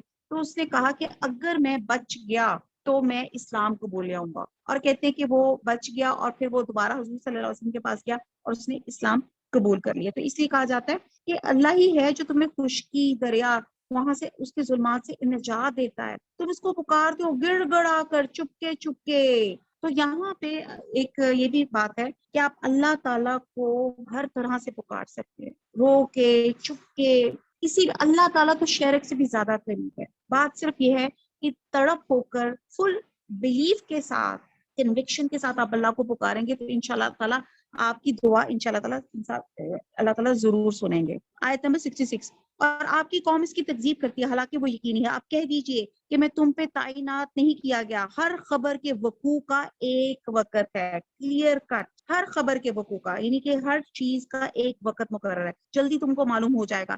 جب آپ ان لوگوں کو دیکھیں گے جو ہماری آیات میں عیب جوئی کرے تو ان لوگوں سے کنارہ کش ہو جائیں، یہاں تک کہ وہ کسی اور بات میں لگ جائے. اور اگر آپ کو شیطان بھلا دے تو یاد آنے کے بعد پھر ایسے ظالم لوگوں کے ساتھ مت بیٹھیں. یہ جو پچھلی آیت پڑھی گئی کہ ایک گروہ کو دوسرے گروہ سب کو بڑھا دے گا، اور اس کے بارے میں آتا ہے کہ حدیث میں آتا ہے کہ نبی صلی اللہ علیہ وسلم نے فرمایا کہ میں نے اللہ تعالیٰ سے 3 دعائیں کی. نمبر 1، میری امت غرق کے ذریعے سے ہلاک نہ کی جائے، کہتے عام کے ذریعے اس کی تباہی نہ ہو. دوسری، تیسرا، آپس میں ان کی لڑائی نہ ہو. اللہ تعالیٰ نے پہلی 2 دعائیں تو قبول فرماری اور تیسری دعا سے مجھے روک دیا گیا. امت محمدیہ میں یہ اختلاف اور انشقاق واقعہ ہوگا، اور اس کی وجہ کیا ہوگی؟ اللہ کی نافرمانی، قرآن اور حدیث سے اعراض کرنا، جس کے نتیجے میں عذاب کی اس صورت میں امت محمدیہ بھی محفوظ نہ رہ سکے گی. آج ہم دیکھتے ہیں کہ ہمارا جو یونٹی ہے وہ پارا پارا ہو چکی ہے. ہمارا قوموں کا اخلاق اور کردار، ہم فرقہ فرقہ بٹے ہوئے ہیں، اور یہ اللہ سبحانہ تعالیٰ نے بہت 100 سال پہلے اس قرآن میں یہ مینشن کر دیا. آیت نمبر 69. اور جو لوگ پرہیزگار ہیں ان پر ان کی باز پرس کا کوئی اثر نہ پہنچے گا، لیکن ان کے ذمہ نصیحت کر دینا ہے، شاید وہ بھی تقوی اختیار کر لے. اور ایسے لوگوں سے بالکل کنارہ کش رہیں جنہوں نے اپنے دین کو کھیل تماشا بنا رکھا ہے اور دنیاوی زندگی نے انہیں دھوکے میں ڈال رکھا ہے، اور اس قرآن کے ذریعے سے بھی نصیحت کرتے رہیں تاکہ کوئی شخص اپنے کردار کے سبب اس طرح نہ پھنس جائے کہ کوئی غیر اللہ اس کا نہ مددگار ہو نہ سفارشی ہو، اور یہ کیفیت ہو کہ اگر دنیا بھر کا معاوضہ بھی دے ڈالیں تب بھی اسے نہ لیا جائے. یہ ایسے ہی ہیں کہ اپنے کردار کے سبب پھنس گئے. ان کے لیے نہایت تیز گرم پانی کے لیے ہوگا، پانی پینے کے لیے ہوگا، اور دردناک سزا ہوگی اپنے کفر کے سبب. اب آپ دیکھتے ہیں کہ نافرمانی کا کیا سزا ہے. آج گرمیوں میں کوئی میں گرم پانی پلا دے تو کتنا برا لگتا. آپ یہ دیکھیں تیز گرم پانی پینے کے لیے ہوگا اور مزید دردناک سزائیں ہوں گی. آیت نمبر 71. آپ کہہ دیجئے کیا ہم اللہ تعالیٰ کی سوا ایسی چیز کو پکاریں کہ نہ وہ ہم کو نفع پہنچائے اور نہ ہم کو نقصان پہنچائے؟ کیا ہم الٹے پھر جا رہے ہیں؟ اس کے بعد بھی ہم کو اللہ تعالیٰ نے ہدایت کر دی. جیسے کوئی شخص ہو کہ اس کو شیطانوں نے کہیں جنگل میں بے راہ کر دیا اور وہ بھٹکتا پھرتا ہے، اس کے کچھ ساتھی بھی ہوں وہ اس کو ٹھیک راستے کی طرف بلا رہے ہو کہ ہمارے پاس آپ کہہ دیجئے کہ یقینی بات ہے کہ راہ راز وہ خاص اللہ ہی کی راہ ہے، اور ہم کو یہ حکم ہوا ہے کہ ہم پروردگار کے پورے متی ہو جائیں. اب یہاں پہ ایک کریکٹر کی بات کی جا رہی ہے، اور وہ کریکٹر کیا ہے؟ جیسے کسی شیاطین کے غول نے خواہشات کی بنا پر کسی کو ایک کھڑی یا جنگل میں ڈال دیا ہو. ایک طرف وہ خود راستہ بھول بیٹھا ہے اور دوسری طرف اس کے ساتھی پکار کے کہہ رہے ہمارے پاس آ جاؤ، یہ سیدھی راہ ہے، مگر وہ کسی کی طرف توجہ نہیں دے رہا. مراد یہ ہے کہ جو آدمی غیر اللہ کے آگے سجدے کرتا ہے وہ اپنے آپ کو انسانیت کے بلند مقام سے گرا دیتا ہے اور اپنی خواہشات کے رحم و کرم پہ چھوڑ دیتا ہے. تو ایسے آدمی کو اس کے بھائی بند سیدھے راستے کی طرف بلاتے ہیں، لیکن خبیث روحوں کے اثر سے اس کے ہوش و حواس غائب ہو چکے ہوتے ہیں، اور دوسری طرف وہ شیطانوں کے قبضے میں ہوتا ہے اور وہ اپنے بھائیوں کی بات نہیں سنتا. اگر ہم اب اسلام چھوڑ دیں گے تو ہماری حالت بھی اللہ تعالیٰ مثال دے کے بتا رہے ہیں کہ ایسے آدمی کی طرح ہوگی. تو یہاں سبق یہ دیا جا رہا ہے کہ وقتی خواہشات کی بنا پہ اسلام کے خلاف باطل نظریات کے شرک میں مبتلا نہیں ہونا چاہیے. آیت نمبر 72.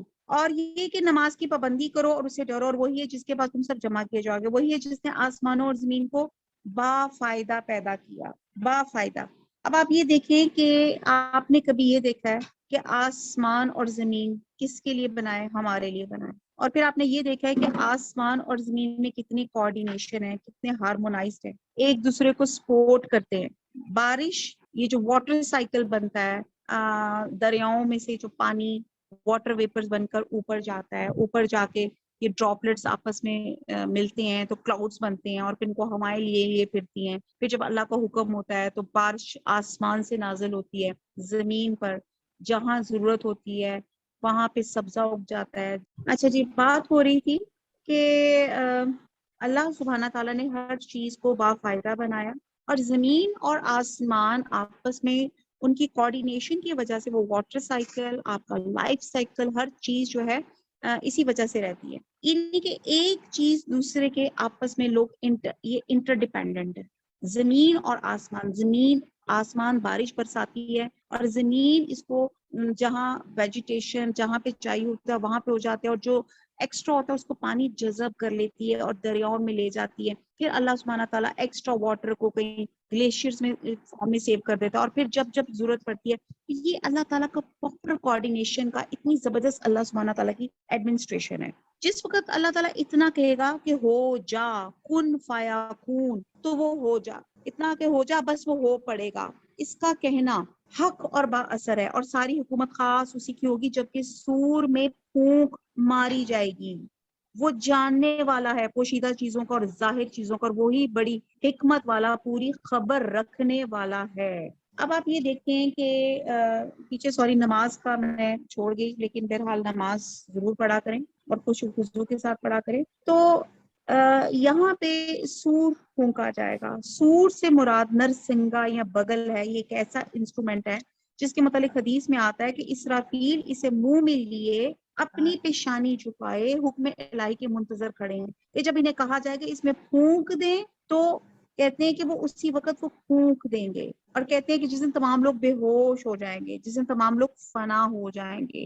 اور پھر جو ایک اور جب وہ نفخہ یعنی کہ وہ پھر سور پھونکیں گے اور دوسرے اس سے جسے تمام لوگ دوبارہ زندہ ہو جائیں گے. بہرحال اسکالرز کہتے ہیں کہ 2 دفعہ ہے, کچھ اسکالرز کہتے ہیں کہ 3 دفعہ جو ہوگا وہ سور بجایا جائے گا. اب ہم دیکھتے ہیں کہ اللہ سبحانہ تعالیٰ نے کہا کہ اس دین سے ہدایت حاصل کرو. اب جس کے اپنے گھر میں چراغ ہو اور وہ ہمسائے سے کہ ذرا روشنی تو دے, تو کیسا لگے گا؟ آپ کہیں گے اس سے تو زیادہ احمق ہی نہیں ہے, اس کے تو اپنے گھر میں روشنی ہے. تو جب ہم اللہ کی کتاب کو چھوڑ کر دوسروں سے ہدایت مانگیں گے, مغربی ویسٹرن تھاٹ سے ہم لوگ امپریس ہوں گے, واؤ کیا انگریزوں نے بات چیز نکالی, تو پھر ہم سے زیادہ احمق کون ہوگا؟ اب نکالیں ہسٹری پڑھیں, آپ دیکھیں کہ ایون انوینشنز بھی جو ہیں یہ مسلم اسکالرز ہی کرنے والے ہیں. جتنا میتھ, جتنا فزکس, جتنے ہمارے مسلم اسکالرز نے کام کیا ہے. تو دین کی ایسی تعبیر یا تفسیر کرنا جس میں ذہنی غلامی کی عکاسی ہو وہ منع ہے. غیروں کے افکار کو ٹھوسا جائے یا مسلط کیا جائے یہ غلط ہے. اصل حقیقت کو چھپایا جائے یہ بھی غلط ہے. دین میں اپولوجیٹک رویہ اختیار نہیں ہونا چاہیے, یعنی کہ ڈو ہوتا ہے یا ڈو ناٹ ہوتا ہے, درمیان کی کوئی بات نہیں ہوتی. دین کے احکامات ہمیں کرنے میں اگر شرمندگی ہو رہی ہے اور جس قوم کے اندر یہ بات آ جائے اس کا اصل دین سے کوئی تعلق نہیں رہتا. جو امپورٹنٹ بات میں آپ کہنے لگی, اللہ سبحانہ حضور صلی اللہ علیہ وسلم کا ایک حدیث کا مفہوم ہے کہ 2 چیزیں پکڑ لو, کیا؟ قرآن اور سنت, اگر ہم نے فلاح پانی ہے. آیت نمبر 74. اور وہ وقت بھی یاد کرنے کے قابل ہے جب ابراہیم نے اپنے باپ آزر سے فرمایا کہ کیا تو بتوں کو معبود قرار دیتا ہے؟ بے شک میں تجھ کو اور تیری ساری قوم کو سری گمراہی میں دیکھتا ہوں. ہم نے ایسی طور پہ ابراہیم کو آسمان اور زمین کی مخلوقات دکھلائیں تاکہ وہ کامل یقین کرنے والے میں سے ہو جائے. اور پھر جب ایکچولی یہاں پہ جو تھے حضرت جو اسکالرز ہیں بات کہتے ہیں کہ حضرت ابراہیم علیہ السلام کے باپ کے 2 نام آتے ہیں, ایک آزر اور ایک کہتے ہیں تارخ. اور یہ بھی ایک کچھ اسکالرز کہتے ہیں کہ شاید ایک کا دوسرے کا لقب تھا. اور بعض اسکالرز یہ بھی کہتے ہیں کہ آزر آپ کے چچا کا نام ہے, اور قرآن نے آزر کو حضرت ابراہیم کے باپ کے طور پہ بھی انٹروڈیوس کروایا. لیکن کچھ اسکالرز یہ بھی کہتے ہیں کہ آپ کے جو چچا یا تایا وغیرہ ہوتے ہیں جو آپ کے فادر کے بعد آپ کی کیئر ٹیکنگ کرتے تو وہ بھی باپ ہی کے زمرے میں. تو یہاں بات کی جا رہی ہے حضرت ابراہیم علیہ السلام کی. اور حضرت ابراہیم علیہ السلام کا جو انٹروڈکشن جب اللہ تعالیٰ نے دیا تو اللہ تعالیٰ نے یہ بتا رہے ہیں کہ جیسے میں نے آپ کو پہلے بتایا تھا کہ نبی جو ہوتے ہیں اللہ سبحانہ تعالیٰ نے وہ چوزن پیپل ہوتے ہیں, اور اللہ تعالیٰ نے ان کو بچپن سے وہ اس چیز کو بہت محسوس کرتے تھے. اور کیا تھے کہ وہ ایسے گھر میں پیدا ہوئے جہاں پہ ان کا والد یا ان کا چچا جو تھا بت بنایا کرتا تھا, بت بنا کے بت فروش تھا. اور آپ دیکھیں کہ ایسے گھرانے میں جہاں پہ ماحول بھی نہیں ہے, اللہ سبحانہ تعالیٰ ان کو اتنی فہم اور فراست دی اور ایسی طور پہ ابراہیم کو آسمان اور زمین کی مخلوقات دکھائیں تاکہ وہ کامل یقین کرنے والوں میں سے ہو جائے. اور پھر جب رات کی تاریکی ان پہ چھا گئی تو انہوں نے ایک ستارہ دیکھا. آپ نے فرمایا یہ میرا رب ہے. مگر جب وہ غروب ہو گیا تو آپ نے فرمایا کہ غروب ہو جانے والوں سے محبت نہیں رکھتا. یعنی کہ حضرت ابراہیم چھوٹی سی عمر میں غور و فکر کرتے تھے کائنات پر. انہوں نے رات جب ستارہ دیکھا تو اس نے کہا کتنا برائٹ ہے, ہو سکتا ہے جو برائٹ چیز ہے وہی میرا رب ہو. لیکن جب غروب ہو گیا تو اس نے کہا ایسا رب نہیں ہو سکتا کہ جو غروب بھی ہو جاتا ہو. پھر چاند کو دیکھا چمکتا ہوا تو فرمایا یہ میرا رب ہے. لیکن جب وہ غروب ہو گیا تو آپ نے فرمایا اگر مجھ کو میرے رب نے ہدایت نہ کی تو میں گمراہ لوگوں میں شامل ہو جاؤں گا. اب جب اس نے کہا یہ چاند بھی غروب ہو گیا, پھر جب آفتاب کو دیکھا چمکتا ہوا تو فرمایا یہ میرا رب ہے, یہ تو سب سے بڑا ہے. پھر جب وہ بھی غروب ہو گیا تو آپ نے فرمایا بے شک میں تمہارے شرک سے بیزار ہوں. یعنی کہ ان چیزوں کو جو ان کے قوم کے لوگ جن کو اللہ کا شریک بناتے تھے, جن کی وہ عبادت کرتے تھے, حضرت ابراہیم چھوٹی سی عمر سے کہتے ہیں میں ان کے شرک سے بیزار ہو گیا ہوں. یہ کیسا اللہ ہے, یہ کس کو اللہ کہہ رہے ہیں. اور کہتے ہیں مشہور ہے کہ اس وقت بادشاہ نمرود نے اپنے ایک خواب جو تھا اس کی تعبیر معلوم کی, تو اس کی وجہ سے انہوں نے 9 مولود لڑکوں کو قتل کرنے کا حکم دیا. اور کہتے ہیں حضرت ابراہیم بھی انہی ایام میں پیدا ہوئے جس کی وجہ سے انہیں ایک غار میں رکھا گیا تھا. بہرحال یہ بھی اسکالرز اس چیز کے سلسلے میں بھی کچھ تھوڑا سا ڈفر کرتے ہیں. بہرحال تو یہاں پہ حضرت ابراہیم علیہ السلام کا بتایا جا رہا ہے کہ بچپن سے ان کے اندر حق کو پہچاننے کی اللہ تعالیٰ نے ایک خاص صلاحیت رکھی ہوئی تھی. تو کہتے ہیں کہ میں اپنا رخ انی وجہتا ہوں. کہتے ہیں نماز, یہ جو میں ابھی آیت پڑھنے لگی نا, آپ اس کو انڈر لائن کر لیں. نماز میں اگر آپ کے برے خیالات آ رہے ہیں, نماز میں خشوع خضوع نہیں آ رہا, تو کہتے ہیں کہ یہ آیت جو آپ پڑھیں تو انشاءاللہ تعالی آپ نماز میں آپ فوکس ہو جائیں گے. انی وجہت وجہی للذی فطر السماوات والارض حنیفا وما انا من المشرکین. انہوں نے کہا کہ میں اپنا رخ اس کی طرف کرتا ہوں جس نے آسمان اور زمین کو پیدا کیا یکسو ہو کے, اور میں شرک کرنے والوں میں سے نہیں ہوں. اور ان میں سے ان کی قوم نے حجت کرنا شروع کی. آپ نے فرمایا تم اللہ کے معاملے میں مجھ سے حجت کرتے ہو, حالانکہ اس نے مجھ کو طریقہ بتایا. میں ان چیزوں سے جن کو تم اللہ کے ساتھ شریک بناتے ہو نہیں ڈرتا. ہاں اگر میرا پروردگار ہی کوئی امر چاہے, میرا پروردگار ہر چیز کو اپنے علم میں گھیرے ہوئے ہے, کیا تم پھر بھی خیال نہیں کرتے؟ اور میں ان چیزوں سے کیسے ڈروں جن کو تم نے شریک بنایا ہے, حالانکہ تم اس بات سے نہیں ڈرتے کہ تم نے اللہ کے ساتھ ایسی چیزوں کو شریک ٹھہرایا جن پر اللہ تعالیٰ نے کوئی دلیل نازل نہیں فرمائی. تو ان 2 جماعتوں میں سے امن کا زیادہ مستحق کون ہے اگر تم خبر رکھتے ہو؟ رخ چہرہ کرنا, چہرہ انسان کی بنیاد اس کی شناخت ہوتی ہے. تو یہاں پہ انہوں نے کہا کہ میری عبادت اور توحید مقصود اللہ تعالیٰ کے لیے جو آسمان اور زمین کا خالق ہے. اور جب ان کی قوم کے لوگوں نے جب ان کی توحید کا جب بات سنا تو انہوں نے کہا یہ تم کیسی کیوں باتیں کر رہے ہو. تو اس پہ انہوں نے کتنی پیارے دلیل سے بات کی کہ تم اس بات سے نہیں ڈرتے کہ تم نے اللہ کے ساتھ شریک ٹھہرایا ہوا ہے جس پہ اللہ تعالیٰ نے کوئی دلیل نازل نہیں کی. آیت نمبر 82, جو لوگ ایمان رکھتے ہیں اور اپنے ایمان کو شرک کے ساتھ مخلوط یعنی کہ مکس اپ نہیں کرتے, ایسوں ہی کے لیے امن ہے, وہی رائے راست پہ چل رہا ہے. اور یہ ہماری حجت تھی, ہم نے ابراہیم کو ان کی قوم کے مقابلے میں دی تھی. ہم جس کو چاہتے ہیں مرتبہ بڑھا دیتے ہیں. بے شک آپ کا رب بڑا حکمت والا بڑا علم والا ہے. ہم نے ان کو اسحاق دیا اور یعقوب, ہر ایک کو ہم نے ہدایت کی. پہلے زمانے میں ہم نے نوح کو ہدایت کی اور ان کی اولاد میں سے بھی. بہرحال یہاں پہ بات کی جا رہی ہے کہ حضرت ابراہیم نے بہت چھوٹی سی, بہت ٹائم بڑا شارٹ ہے, نہیں تو وہ پورا آپ کو واقعہ بیان کرتے کہ جب آپ چھوٹے ہی سے تھے تو آپ کے جو قوم کے لوگ تھے وہ ایک میلہ دیکھنے گئے, اور آپ تب چھوٹے بھی تھے تو آپ حیران ہوتے تھے یہ لوگ کیا اپنے ہاتھوں سے بت بناتے ہیں اور پھر انہیں سے اپنا نفع نقصان مانگتے ہیں کہ ان بتوں کے اوپر تو مکھی بھی بیٹھ جائے تو وہ اپنے کندھے سے وہ ہٹا نہیں سکتے, اتنے وہ بے بس ہیں, تو کسی کو نفع اور نقصان کیا دیں گے. اور جب وہ میلوں پہ گئے تو انہوں نے حضرت ابراہیم نے پیچھے سے کیا کیا, انہوں نے ان بتوں کو سب کو توڑ ڈالا اور ایک کلہاڑا جو تھا بڑے بت کے ہاتھ میں رکھ دیا. اور جب ان کی قوم کے لوگ واپس آئے تو انہیں پتا تھا کہ حضرت ابراہیم ہی پیچھے سے تھے. انہوں نے پوچھا یہ کیا ماجرا ہے, تو اس پر حضرت ابراہیم نے معصوم بن کے کہا کہ یہ جی بڑے بت کے ہاتھ میں کلہاڑا ہے, آپ ذرا ان سے پوچھ لیں اگر یہ جواب دے سکتا ہے تو. یعنی کہ انہوں نے بڑے دلیل سے شرک کی مذمت کی, لوگوں کو دلیل سے واضح کیا کہ تم کن غلط کاموں میں پڑے ہوئے ہو. لیکن اس کے باوجود بھی اس وقت کا جو بادشاہ نمرود تھا وہ غصے میں آ گیا, اور انہوں نے کہا کہ ان کو ایک آگ کا الاؤ روشن کریں اور سب میدان میں لوگ جمع ہو اور ان کو اس تپتے ہوئے الاؤ میں پھینکا جائے کہ اس نے اتنا برا کام کیا ہے حضرت ابراہیم علیہ السلام کو. تو بہرحال آپ کو پتہ ہے سورہ لقمان میں ہے کہ شرک ظلم عظیم ہے، اور آپ صلی اللہ علیہ وسلم نے فرمایا اس سے وہ ظلم مراد نہیں جو تم سمجھ رہے ہو، بلکہ اس سے مراد شرک ہے. اور ظلم کا مطلب یہ ہوتا ہے کہ کسی چیز کو اس کی اصل جگہ سے ہٹا کے کسی اور جگہ پہ رکھنا.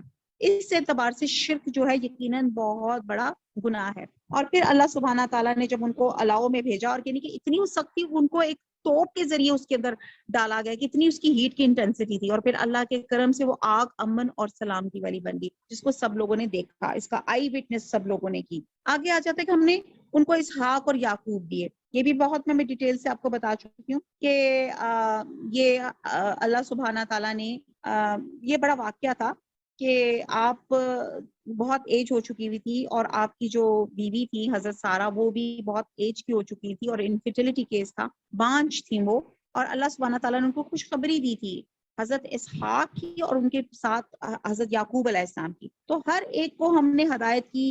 پہلے زمانے میں ہم نے نوح کو ہدایت کی اور ان کی اولاد میں سے.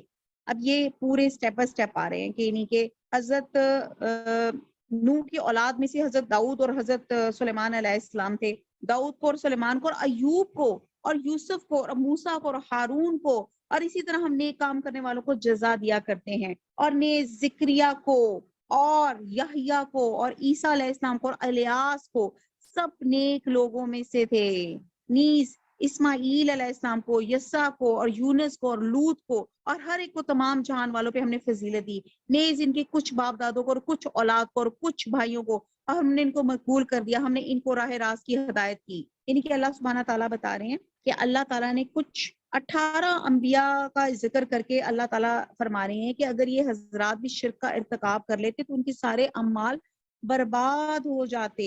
سورہ زمر میں ہے کہ اے پیغمبر اگر تو نے بھی شرک کیا تو تیرے سارے عمل برباد ہو جائیں گے. یعنی کہ کتنی سخت اللہ سبحانہ تعالیٰ کو شرک جو ہے اتنا برا اور ناپسندیدہ ہے کہ اللہ تعالیٰ برداشت ہی نہیں کر سکتے. تو یہاں پہ یہ تمام انبیاء نے ایک ہی سبق دیا، توحید کا، وحدانیت کا. اللہ کی ہدایت وہ یہی ہے جو اپنے بندوں میں سے جس کو چاہے اس کی ہدایت کرتا ہے. اگر فرضاً یہ حضرات بھی شرک کرتے تو جو کچھ یہ اعمال کریں گے ان کے سب اکارت ہو جائیں گے. یہ لوگ ایسے تھے کہ ہم نے ان کو کتاب اور حکمت اور نبوت عطا کی. اگر یہ لوگ نبوت کا انکار کریں تو ہم نے اس کے لیے ایسے بہت سے لوگ مقرر کر دیے ہیں جو اس کے منکر نہیں ہیں. یہی لوگ ایسے تھے جن کو اللہ تعالیٰ نے ہدایت کی تھی. آپ بھی انہی کے طریق پر چلیے. آپ کہہ دیجئے کہ میں تم سے اس پر کوئی معاوضہ نہیں چاہتا، یہ تو صرف تمام جہان والوں کے واسطے ایک نصیحت ہے. اب یہاں پہ ایک چیز کہ وہ جتنے بھی نبی آئے آپ نے دیکھا ہے ان کے حالات کتنے سخت تھے، سخت آزمائشوں سے گزرے. کبھی آپ نے دیکھا کہ کوئی ایک نبی ابھی تک جتنے بھی ہم نے پڑھے کہ کوئی بہت مزے سے اپنے کمفرٹ زون میں بیٹھا ہوا ہے، اپنے شہانہ بیڈ پہ ریکلائنر پہ بیٹھا ہوا ہے، اور سینٹرلی ایئر کنڈیشن اس کا کمرہ ہے، اور وہاں پہ بیٹھ کے وہ اللہ کا پیغام دے رہا ہے، یا اس کے حالات بڑے زبردست ہیں، اللہ تعالیٰ نے اس کو بڑی مال اور دولت کی فراوانی دی ہے. کہ جتنے بھی انبیاء گزرے سخت آزمائش میں گزرے. حضرت ابراہیم کی اگر بات کی جائے تو آپ دیکھیں کہ کتنے عرصے بعد، کتنی عمر کے بعد اللہ سبحانہ تعالیٰ نے ان کو اولاد دی. اور یہ کیا کہہ رہے ہیں، ہم آپ سے کچھ معاوضہ نہیں چاہتے، ہم صرف چاہتے ہیں کہ ہم صرف اللہ کا پیغام اللہ کے لوگوں تک پہنچانا چاہتے ہیں. سورہ بنی اسرائیل میں ہے ہدایت آ جانے کے بعد لوگ اسے قبول کرنے سے اس لیے رک گئے تھے کہ انہوں نے کہا کہ اللہ نے ایک بشر کو رسول بنا کر بھیج دیا. اب لوگوں کا یہ بھی اعتراض تھا کہ یہ نبی جو ہیں یہ فرشتے کیوں نہیں اترے، یہ انسان ہی کیوں اترے. تو اس کے لیے میں ایک چھوٹی سی بات یہ کہتی ہوں کہ اگر اس وقت فار ایگزامپل ایک فرشتہ آپ کو کہے کہ جی یوں کریں یوں کریں ایسے کریں تو آپ کہیں گے لو جی یہ تو فرشتہ ہے، اس کو کیا پتا ہو نہانا بھی ہوتا ہے، اس کو کیا پتا باتھ روم بھی جانا ہوتا ہے، اس کو کیا پتا ہو کہ بیوی کے نخرے اٹھانے ہیں، یا میں نے بچوں کے نخرے اٹھانے ہیں، یا بچوں کو میں نے ٹیوشن بھیجنا ہے، ان کو کیا پتا میرے کیا کام ہے. تو اللہ سبحانہ تعالیٰ نے اسی وجہ سے انسانوں میں سے انسان رسول بنا کے بھیجے کہ اس کو بھی وہی مسئلے مسائل ہیں جو ایک انسان کو ہوتے ہیں، لیکن ان کی پریورٹیز اور ٹائم مینجمنٹ کی وجہ سے وہ اللہ کے ہاں مقبول ہو جاتے ہیں. آیت نمبر 91 بہت خوبصورت ہے. وَمَا قَدَرُ اللَّهَ حَقَّ قَدْرِهِ، اور ان لوگوں نے اللہ کی جیسی قدر پہچانا واجب تھی ویسی قدر نہ پہچانی، جبکہ یوں کہہ دیا کہ اللہ نے کسی بشر پہ کوئی چیز نازل نہیں کی۔ آپ یہ کہیے کہ وہ کتاب کس نے نازل کی ہے؟ جس کو موسیٰ لائے تھے، جس کی کیفیت یہ ہے کہ وہ نور ہے اور لوگوں کے لیے وہ ہدایت ہے، جس کو تم نے اسے متفرق اور آنکھ میں رکھ چھوڑا ہے، جن کو ظاہر کرتے ہو اور بہت سی باتوں کو چھپاتے ہو۔ تم کو بہت سی ایسی باتیں بتائی گی جن کو تم نہ جانتے تھے، نہ تمہارے بڑے۔ آپ کہہ دیجئے اللہ نے نازل فرمایا ہے، پھر ان کے خرافات میں کھیلتے رہنے دیجئے۔ یہ بھی ایسی کتاب ہے جس کو ہم نے نازل کیا ہے، جو بڑی برکت والی ہے، اپنے سے پہلی کتابوں کی تصدیق کرنے والی ہے، تاکہ آپ مکے والوں کو اور آس پاس لوگوں کو ڈرائیں۔ جو لوگ آخرت کا یقین رکھتے ہیں ایسے لوگ اس پر ایمان لے آتے ہیں اور وہ اپنی نماز پہ مداومت رکھتے ہیں۔ اس شخص سے زیادہ کون ظالم ہوگا جو اللہ تعالیٰ پہ جھوٹ تہمت لگائے یا یوں کہے کہ مجھ پر وہی آتی ہے، حالانکہ اس کے پاس کسی بات کی بھی وہی نہیں آتی۔ اور جو شخص یوں کہے کہ جیسا کلام اللہ نے نازل کیا ہے اس طرح کا میں بھی لاتا ہوں، اور اگر آپ اس وقت دیکھیں جبکہ یہ لوگ موت کی سختیوں میں ہوں گے اور فرشتے اپنے ہاتھ بڑھا رہے ہوں گے، ہاں اپنی جانیں نکالو، آج تم کو ذلت کی سزا دی جائے گی، اس سبب کہ تم اللہ تعالیٰ کے ذمے جھوٹی باتیں لگاتے تھے، تم اللہ تعالیٰ کی آیات سے تکبر کرتے تھے۔ اب یہ جو آیت نمبر 92 ہے، اس پہ اگر آپ نے لکھنا ہے تو لکھ لیں۔ اکثر لوگ کہتے ہیں کہ جی قبر کا عذاب تو مینشن ہی نہیں ہے قرآن میں، تو یہ 92 ہے، اس میں قبر کا عذاب بتایا جا رہا ہے، اور یہاں پہ غمرات الموت اور سکرات الموت، موت کی سختیاں اور بہوشیاں یہ بیان کی جا رہی ہیں کہ فرشتے ہاتھ بڑھا رہے ہوں گے، یعنی کہ جان نکالنے کے لیے، یعنی کہ آج سے مراد قبض روح کا دن ہے۔ یہی عذاب کے آغاز کا وقت ہے جس کی مبدا سٹارٹنگ قبر ہے، اور اس سے ثابت ہوتا ہے عذاب قبر برحق ہے، ورنہ ہاتھ پھیلانے اور جان نکالنے کا حکم دینے کے بعد اس بات کہنے کا کوئی مطلب نہیں تھا کہ آج تمہیں ذلت کا عذاب دیا جائے گا۔ اب یہ بھی یاد رہے کہ قبر سے مراد برزخ کی زندگی ہے، یعنی کہ دنیا کی زندگی کے بعد اور آخرت کی زندگی سے قبر، یہ جو درمیانہ پیریڈ ہے اس کو ٹرانزیشن پیریڈ کہا جاتا ہے۔ جب سے آپ ایک فلائٹ سے دوسری فلائٹ میں آپ جب جاتے ہیں تو ایک جو ٹرانزیشن پیریڈ ہوتا ہے اس کو برزخ کہتے ہیں، جس کا عرصہ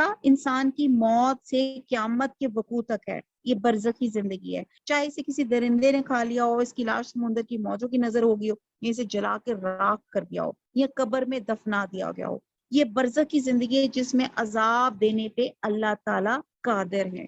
آیت نمبر 94، اور تم ہمارے پاس تنہا تنہا آ گئے، یعنی کہ علیحدہ علیحدہ پاس آئے، جس طرح ہم نے اول بار تم کو پیدا کیا تھا اور جو کچھ ہم نے تم کو دیا تھا اس کو اپنے پیچھے ہی چھوڑ آئے۔ ہم تو تمہارے ہمراہ تمہارے ان شفاعت کرنے والوں کو نہیں دیکھتے جن کی نسبت تم دعویٰ رکھتے تھے، وہ تمہارے معاملے میں شریک ہیں، واقعی تمہارے آپس میں تو قطع تعلق ہو گیا اور تمہارا دعویٰ سب تم سے گیا گزرا ہو گیا۔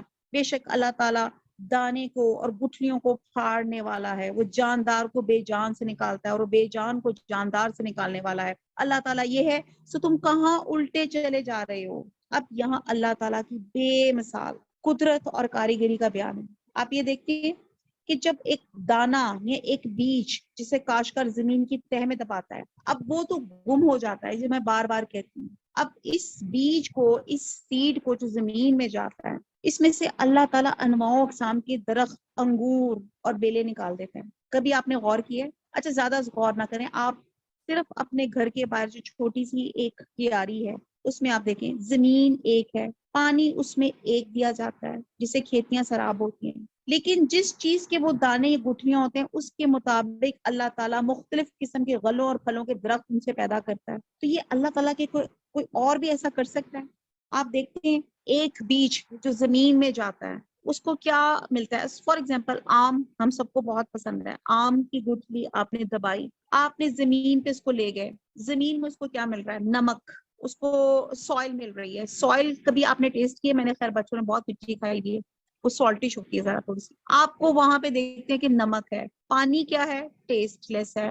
اچھا دھوپ جو اس کو ملی ہے وہ سن لائٹ ہے، جسٹ ہیٹ۔ اور یہ ساری چیزیں جب اس پودے کو، اس سیڈ کو وہاں سے ملتی ہیں تو اس میں سے روٹ اور شوٹ نکلتا ہے، اور پھر اس کے درمیان میں سے اتنا لذیذ مینگو نکلنا شروع ہو جاتا ہے، آم جب لگتا ہے، اور آپ دیکھتے ہیں اس آم کے درمیان میں راستے میں اس کی شاخ کو توڑ لیں، اس کے پتے کاٹ لیں، آپ دیکھیں گے وہاں پہ کوئی میٹھا نہیں۔ یہ کون سی ذات ہے جو وہاں سے زمین سے اس کی جڑوں سے، اس کے سٹیم سے، اس کے شوٹ سے ہوتے ہوتے اس پھل کے اندر اتنا مٹھاس بھر دیتی ہے کہ کون اللہ کی ذات ہے، یہ کیسے ہو گیا؟ کبھی غور کیا آپ نے؟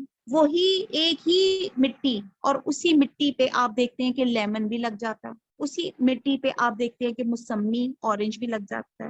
آپ نے لیمن کو کبھی غور سے دیکھا ہے؟ لیمن کو آپ دیکھیں، اس کو آپ چھیلیں تو آپ دیکھیں گے کہ اس کو اللہ سبحانہ تعالیٰ نے اتنے پیارے اس کے پیکس چھوٹے چھوٹے بنائے ہوئے ہیں، اس کو سکویز کریں تو اس میں سے جوس نکلتا ہے، سکویز نہ کریں تو وہ ویسے ہی پڑا رہے گا۔ اور اسی لیمن کی بڑی شکل کو اگر آپ اورنج کی شکل میں دیکھیں تو اس کے بھی پھانکے جس کو آپ کہتے ہیں، وہ بھی ایک پیک میں ایک کس طرح اللہ تعالیٰ نے ایک پیکنگ بہترین کی ہوئی ہے اورنج کی ایک پھانک کی، اور اس کو جو آپ سکویز کرتے ہیں تو اس میں سے جوس نکلتا ہے۔ اب یہ کون ذات ہے؟ یہ کیوں نہیں ہمارے ذہن میں آتا کہ جس نے اسے اس مٹی میں سے کیا کیا اللہ تعالیٰ نے انواع اقسام کے پھل، درخت اور ویجیٹیبلز، فروٹس ڈھیر سارے اللہ تعالیٰ نے نکال کے دیے۔ یہ کس کے اختیار میں؟ صرف اللہ کے اختیار میں۔ پھر اللہ تعالیٰ کہتے ہیں اللہ تعالیٰ دانے اور گٹھلیوں کو پھاڑنے والا، وہ جاندار کو بے جان سے نکال لاتے ہیں۔ اور آپ دیکھیں جاندار کو، بہت سی اس کی تشریحات ہیں، یعنی کہ اللہ سبحانہ تعالیٰ جاندار، یعنی کہ آپ دیکھتے ہیں جیسے میں نے ابھی ڈکس رکھی ہوئی ہیں، ڈک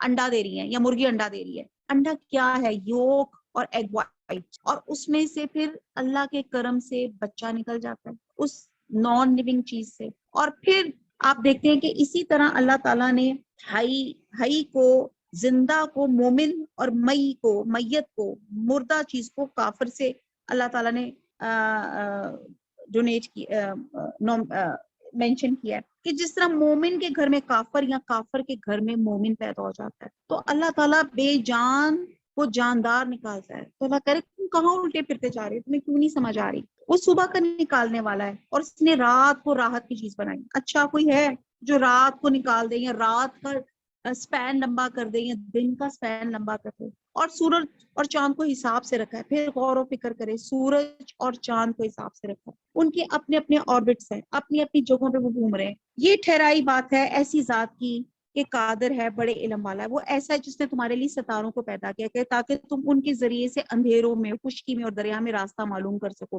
بے شک ہم نے دلائل خوب کھول کھول کر بیان کیے ان لوگوں کے لیے جو خبر رکھتے ہیں۔ اب یہاں پہ ستاروں کے 3 بیسکلی فائدے ہوتے ہیں۔ نمبر 1، ایک زمانے میں جب گھڑی اور واچز وغیرہ نہیں ہوتی تھی نا، ہمارے بڑے بزرگوں ستارے یا روشن کو دیکھ کے وہ دیکھ لیتے ہیں۔ ہاں آپ دیکھیں ابھی بھی ہماری جو ایک پچھلی جنریشن کی ہماری نانی دادیوں کو دیکھے گئے، یہاں اے لگتا ہے وہ شام دے 6 بج گئے ہیں یا اب یہ صبح کا یہ وقت ہوا ہے۔ تو ستاروں کا ایک جو مقصد ہے، ایک تو یہ کہ آسمانوں کی زینت ہے۔ آپ دیکھتے ہیں کہ رات کو اگر آپ دیکھیں تو ایسے لگتا ہے مکیش کا دوپٹہ لگاؤ۔ اور میرا ایک دفعہ کسی ڈیزرٹ میں جانے کا اتفاق ہوا تھا، چولستان کی، اور پھر میرے خیال سے میں نے دبئی ڈیزرٹ، جب میں وہاں پہ گئی تو میں نے دیکھا کہ اس قدر رات کے وقت وہ، کیونکہ وہاں پولوشن ذرا کم ہوتی ہے، تو وہاں پہ اتنے خوبصورت وہ تارے نظر آ رہے تھے کہ میں بیان نہیں کر سکتی کتنا خوبصورت منظر تھا۔ تو یہ آسمانوں کی زینت ہے۔ پھر یہ آپ کو راستہ دکھاتے ہیں، یا آپ کو ٹائم اور راستہ جو ہوتا ہے نا، کہ بڑے بزرگ جو ہوتے تھے اس سے ستاروں کو دیکھ کے راستہ کا تعین کر لیتے تھے۔ اور پھر یہ کہتے ہیں کہ یہ شیطانوں کی مرمت بھی ہے۔ مرمت کیسی ہے؟ کہ ہوتا یہ ہے کہ شیطان آسمان پہ جانے کی کوشش کرتا ہے، اور کہتے ہیں کہ وہ ایک لیول تک آسمان کی کہیں پہنچنے کی کوشش کرتا ہے۔ اللہ سبحانہ تعالیٰ نے آسمان کی حفاظت کے لیے فرشتے رکھے ہوئے، اور جب وہ اس لیول کو کراس کرنے کی کوشش کرتا ہے تو فرشتے اس پہ شہاب ثاقب، یعنی کہ ان کو مرمت کرتے ہیں، اس کے پیچھے پھینکتے، چل دوڑ یہاں سے۔ اب ہمارے ملک میں جو علم نجوم کا چرچا ہے، جس میں ستاروں کے ذریعے مستقبل کے حالات اور انسانی زندگی یا کائنات پہ ان کے اثرات بتانے کا دعویٰ کیا جاتا ہے، وہ بے بنیاد بھی ہیں اور شریعت کے خلاف بھی ہیں۔ چنانچہ ایک حدیث میں اسے جادو کا ہی ایک شعبہ بیان کیا گیا ہے، اور ہوتا یہی ہے کہ یہ شیطان وہاں سے کچھ خبریں، چھوٹی ایک آدھ بات سن کر لے آتا ہے، جو اللہ ہی کی مشیت، جو اللہ کی مرضی کے مطابق اس کو کچھ سنائی دیتا ہے، وہ جا کے ان کہنوں اور نجومیوں کے کانوں میں ڈال دیتا ہے، اور پھر وہ اس میں اپنی طرف اپنی زبان کی وہ اس میں سے کیا کیا باتیں بنا کے لوگوں کے سامنے وہ پیش کر دیتے ہیں۔ اور وہ ایسے جیسے تم کو ایک شخص سے پیدا کیا، پھر ایک جگہ زیادہ رہنے کی اور ایک جگہ چندے رہنے کی ہے۔ اللہ تعالیٰ نے صاف بتایا مستقرم و مستودع، یعنی کہ ایک جگہ زیادہ رہنے والی ہے، کون سی؟ آخرت کی۔ اور کم رہنے والی کون سی جگہ ہے؟ یہ جو دنیا ہے۔ اور ہمارا کام کیا ہوتا ہے؟ ہم صرف دنیا کے لیے محنت کرتے ہیں جو تھوڑی سی دیر کے لیے ہے، کتنی دیر کی ہوگی؟ بات مفسرین کے نزدیک مستقر رحم مادر ہے اور مستودع سلب پدر بھی ہے، اور یہاں پہ دنیا اور آخرت بھی مراد لی جاتی ہے۔ اور آپ یہ دیکھیں کہ کتنی ایک ایوریج لائف ہوگی، 70 سال، 80 سال، 100 سال، اس سے زیادہ تو نہیں بندہ کوئی جی سکتا۔ تو پھر یہ جگہ جس کے لیے ہم ساری زندگی صرف اس دنیا کو حاصل کرنے کے لیے، اس مٹیریل کو حاصل کرنے کے لیے کوشش کرتے ہیں، اور اس جگہ کو بھول جاتے ہیں جو زیادہ رہنے کی جگہ ہے، جو آخرت ہے۔ وہ ایسا ہے جس نے آسمان سے پانی برسایا، پھر ہم نے اس کے ذریعے سے ہر قسم کے نباتات کو نکالا، پھر ہم نے اس سے سبز شاخ نکالی، اس سے ہم اوپر تلے دانے چڑھائے جاتے ہیں، اور کھجور کے درختوں سے، یعنی کہ اس کے گپھے میں سے خوشے ہیں جو نیچے کو لٹکے جاتے ہیں، اور انگوروں کے باغ اور زیتون اور انار کے بعد ایک دوسرے سے ملتے جلتے ہیں، اور کچھ ایک دوسرے سے ملتے جلتے نہیں ہوتے۔ ہر ایک کے پھل کو دیکھو جب وہ پھلتا ہے، اس کے پکنے کو دیکھو، ان میں دلائل ہیں ان لوگوں کے لیے جو ایمان رکھتے ہیں۔ بہت ڈیٹیل ہے اور بہت سی کچھ چیزیں میں مینشن بھی کر چکی ہوں۔ کیا آپ دیکھتے ہیں کہ آپ صرف اگر ویجیٹیشن کو دیکھیں تو آپ دیکھتے ہیں کہ جب ہم چھوٹے تھے نا تو باقاعدہ میں سائنس کی کتابوں میں پتے رکھے جاتے تھے، ڈفرنٹ ٹائپ کے پتے لے کر آؤ، ہم زگ زیگ پتر لے کر آتے تھے، کوئی اوول شیپ میں لے کر آتے تھے، کوئی گول شیپ میں لے کر آتے تھے۔ آپ دیکھتے تھے کتنی ورائٹی ہے۔ تو آپ دیکھتے ہیں کہ اللہ سبحانہ تعالیٰ نے کچھ جو ویجیٹیشن کچھ بنائی ہے وہ ہربس ہے، کوئی شربس ہے، کوئی کراپس ہیں، کوئی بیلیں بنتی ہیں، کوئی درخت بن جاتے ہیں، کچھ پھلدار درخت ہیں، کچھ ویسی شیڈ کے درخت ہیں۔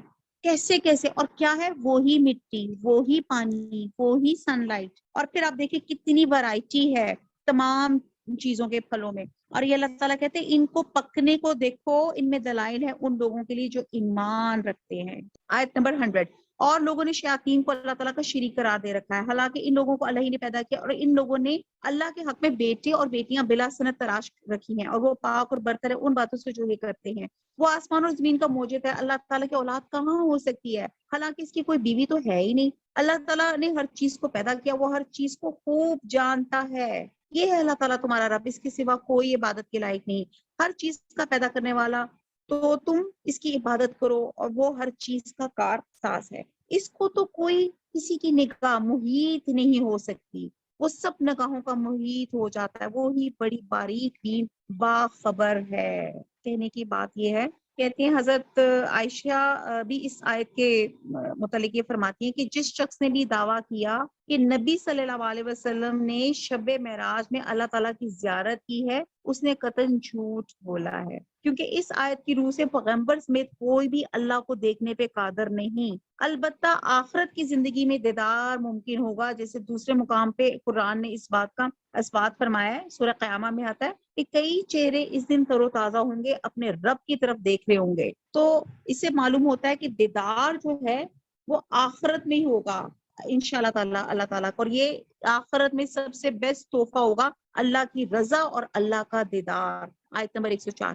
اب بلا شبہ تمہارے پاس تمہارے رب کی جانب سے حق بینی کے ذرائع پہنچ چکے، سو جو شخص دیکھ لے وہ اپنا فائدہ کر لے، جو شخص اندھا رہے گا وہ اپنا نقصان کرے گا، میں تمہارا نگران نہیں۔ ہم اس طور پہ دلائل کو مختلف پہلوؤں سے بیان کرتے ہیں تاکہ یوں کہیں کہ آپ نے کس سے پڑھ لیا ہے، تاکہ ہم اس کو دانش مندوں کے لیے خوب ظاہر کر دیں۔ آپ خود اس طریقے پہ چلتے رہیے جس کی وہی آپ کے رب تعالیٰ کی طرف سے آپ کے پاس آئی ہے۔ اللہ تعالیٰ کے سوا کوئی لائق عبادت نہیں، مشرکین کی طرف خیال نہ کیجیے، اگر اللہ تعالیٰ کو منظور ہوتا تو یہ شرک نہ کرتے۔ ہم نے آپ کو ان کا نگران نہیں بنایا اور نہ آپ ان پر مختار ہیں۔ اب یہاں پہ میں آپ کو ایک چیز بتا دوں کہ اللہ کی مشیت اور چیز ہے اور اس کی رضا اور چیز ہے۔ اکثر ہم ایکچولی شیطان کا بھی کام تھا نا، غلط کام جب اس نے کیا تھا، سجدہ نہیں کیا تھا، تو اس نے کیا کیا تھا؟ بلیم کیا اللہ تعالیٰ آپ نے میری قسمت میں لکھا ہوا تھا۔ ہم انسان بھی جب کوئی برا کام کرتے ہیں تو جسٹیفائی یہ کہتے ہیں وہ جی شاید ہماری قسمت میں اللہ تعالیٰ نے ایسے ہی لکھا تھا، میں تو اچھا کام کرنا چاہ رہا تھا۔ تو اس کی رضا تو اس میں ہے کہ اس کے ساتھ شرک نہ کیا جائے، تاہم اس نے انسانوں کو مجبور نہیں کیا، کیونکہ جبر نہیں ہے، لا اکراہ فی الدین، دین میں جبر نہیں ہے، انسان کی آزمائش ہے، اللہ تعالیٰ نے اس کو کچھ اختیارات دیے ہیں، تو رضا تو اس کی یہ ہے اور مشیت اس کی اور ہے۔ یہاں پہ حضور صلی اللہ علیہ وسلم کو بھی تسلی دی جا رہی ہے کہ آپ کا کام پیغام پہنچا دینا ہے، اب آپ سب لوگوں کو راہ راست پہ نہیں لا سکتے، ٹھیک ہے جی؟ اور گالی مت دو ان کو جن کو یہ لوگ اللہ تعالیٰ کو چھوڑ کر عبادت کرتے ہیں، کیونکہ پھر وہ براہ جہل حد سے گزر کے اللہ تعالیٰ کی شان میں گستاخی کریں گے۔ ہم نے اس طرح ہر طریقے والوں کو ان کا عمل مرغوب بنا رکھا ہے پھر اپنے رب ہی کے پاس ان کو جانا ہے، سو وہ ان کو بتا دے گا جو کچھ وہ کیا کرتے تھے۔ اب یہاں پہ حضور صلی اللہ علیہ وسلم فرماتے ہیں تم کسی کے ماں باپ کو گالی مت دو، اس طرح وہ خود اپنے والدین کے لیے گالی کا سبب بن جائے گا۔ اس لیے ہوتا یہ ہے کہ ہم جو بہت کرٹیسزم کر کے کسی کے دین کو، کسی کے مذہب کو، کسی کے ماں باپ کو اگر ہم کچھ گالی دیں گے تو ان کے لیے تو بڑا آسان ہو، کہیں گے جو تم کچھ کہہ رہے وہ تمہارے ماں باپ یا تمہارا نعوذ باللہ اس کو ہی پہنچے۔ تو اسی لیے یہ اللہ تعالیٰ ایک ایتھکس کا ایک اصول ہمیں بتا رہے ہیں۔ اور ان لوگوں نے قسموں میں بڑا زور لگا کے اللہ تعالیٰ کی قسم کھائی کہ اگر ان کے پاس کوئی نشانی آ جائے تو وہ ضرور ہی اس پر ایمان لے آئیں گے۔ آپ کہہ دیجئے کہ نشانیاں سب اللہ کے قبضے میں ہیں۔ اب وہ کیا نشانیاں تھیں؟ حضور صلی اللہ علیہ وسلم کو کہتے تھے کہ آپ کیسے پیغمبر ہیں، آپ کے ساتھ کوئی فرشتہ چلنا چاہیے باڈی گارڈ کے طور پہ، آپ کے تو یہ جو پہاڑ ہے نا، یہ صفا اور مروہ کے، یہ صفا پہاڑ سونے کا بنا دیا جائے تو ہم ایمان لے آئیں گے۔ تو جس پر جبریل نے آ کر ان سے کہا کہ اگر اس کے بعد یہ ایمان نہیں لائے تو انہیں ہلاک کر دیا جائے گا، جسے نبی صلی اللہ علیہ وسلم نے پسند نہیں فرمایا، کیونکہ آپ کو پتہ ہے کہ جب ایک معجزہ لوگ قوم مانے اور اس کے بعد پھر وہ نافرمانی کرے تو پھر عذاب یقینی ہو جاتا ہے۔ تو اس کو حضور صلی اللہ علیہ وسلم نے پسند نہیں فرمایا تھا کہ صفا پہاڑ ہونے کا بن جائے۔ اور تم سب اس کو کیا خبر کہ وہ نشانیاں جس وقت آ جائیں یہ لوگ تب بھی ایمان نہ لائیں گے، اور ہم بھی ان کے دلوں کو اور ان کی نگاہوں کو پھیر دیں گے جیسے کہ یہ لوگ اس پر پہلی دفعہ ایمان نہیں لائے، ہم ان کو ان کی سرکشی میں حیران رہنے دیں گے۔ الحمدللہ 7واں پارہ ہمارا ختم ہوا۔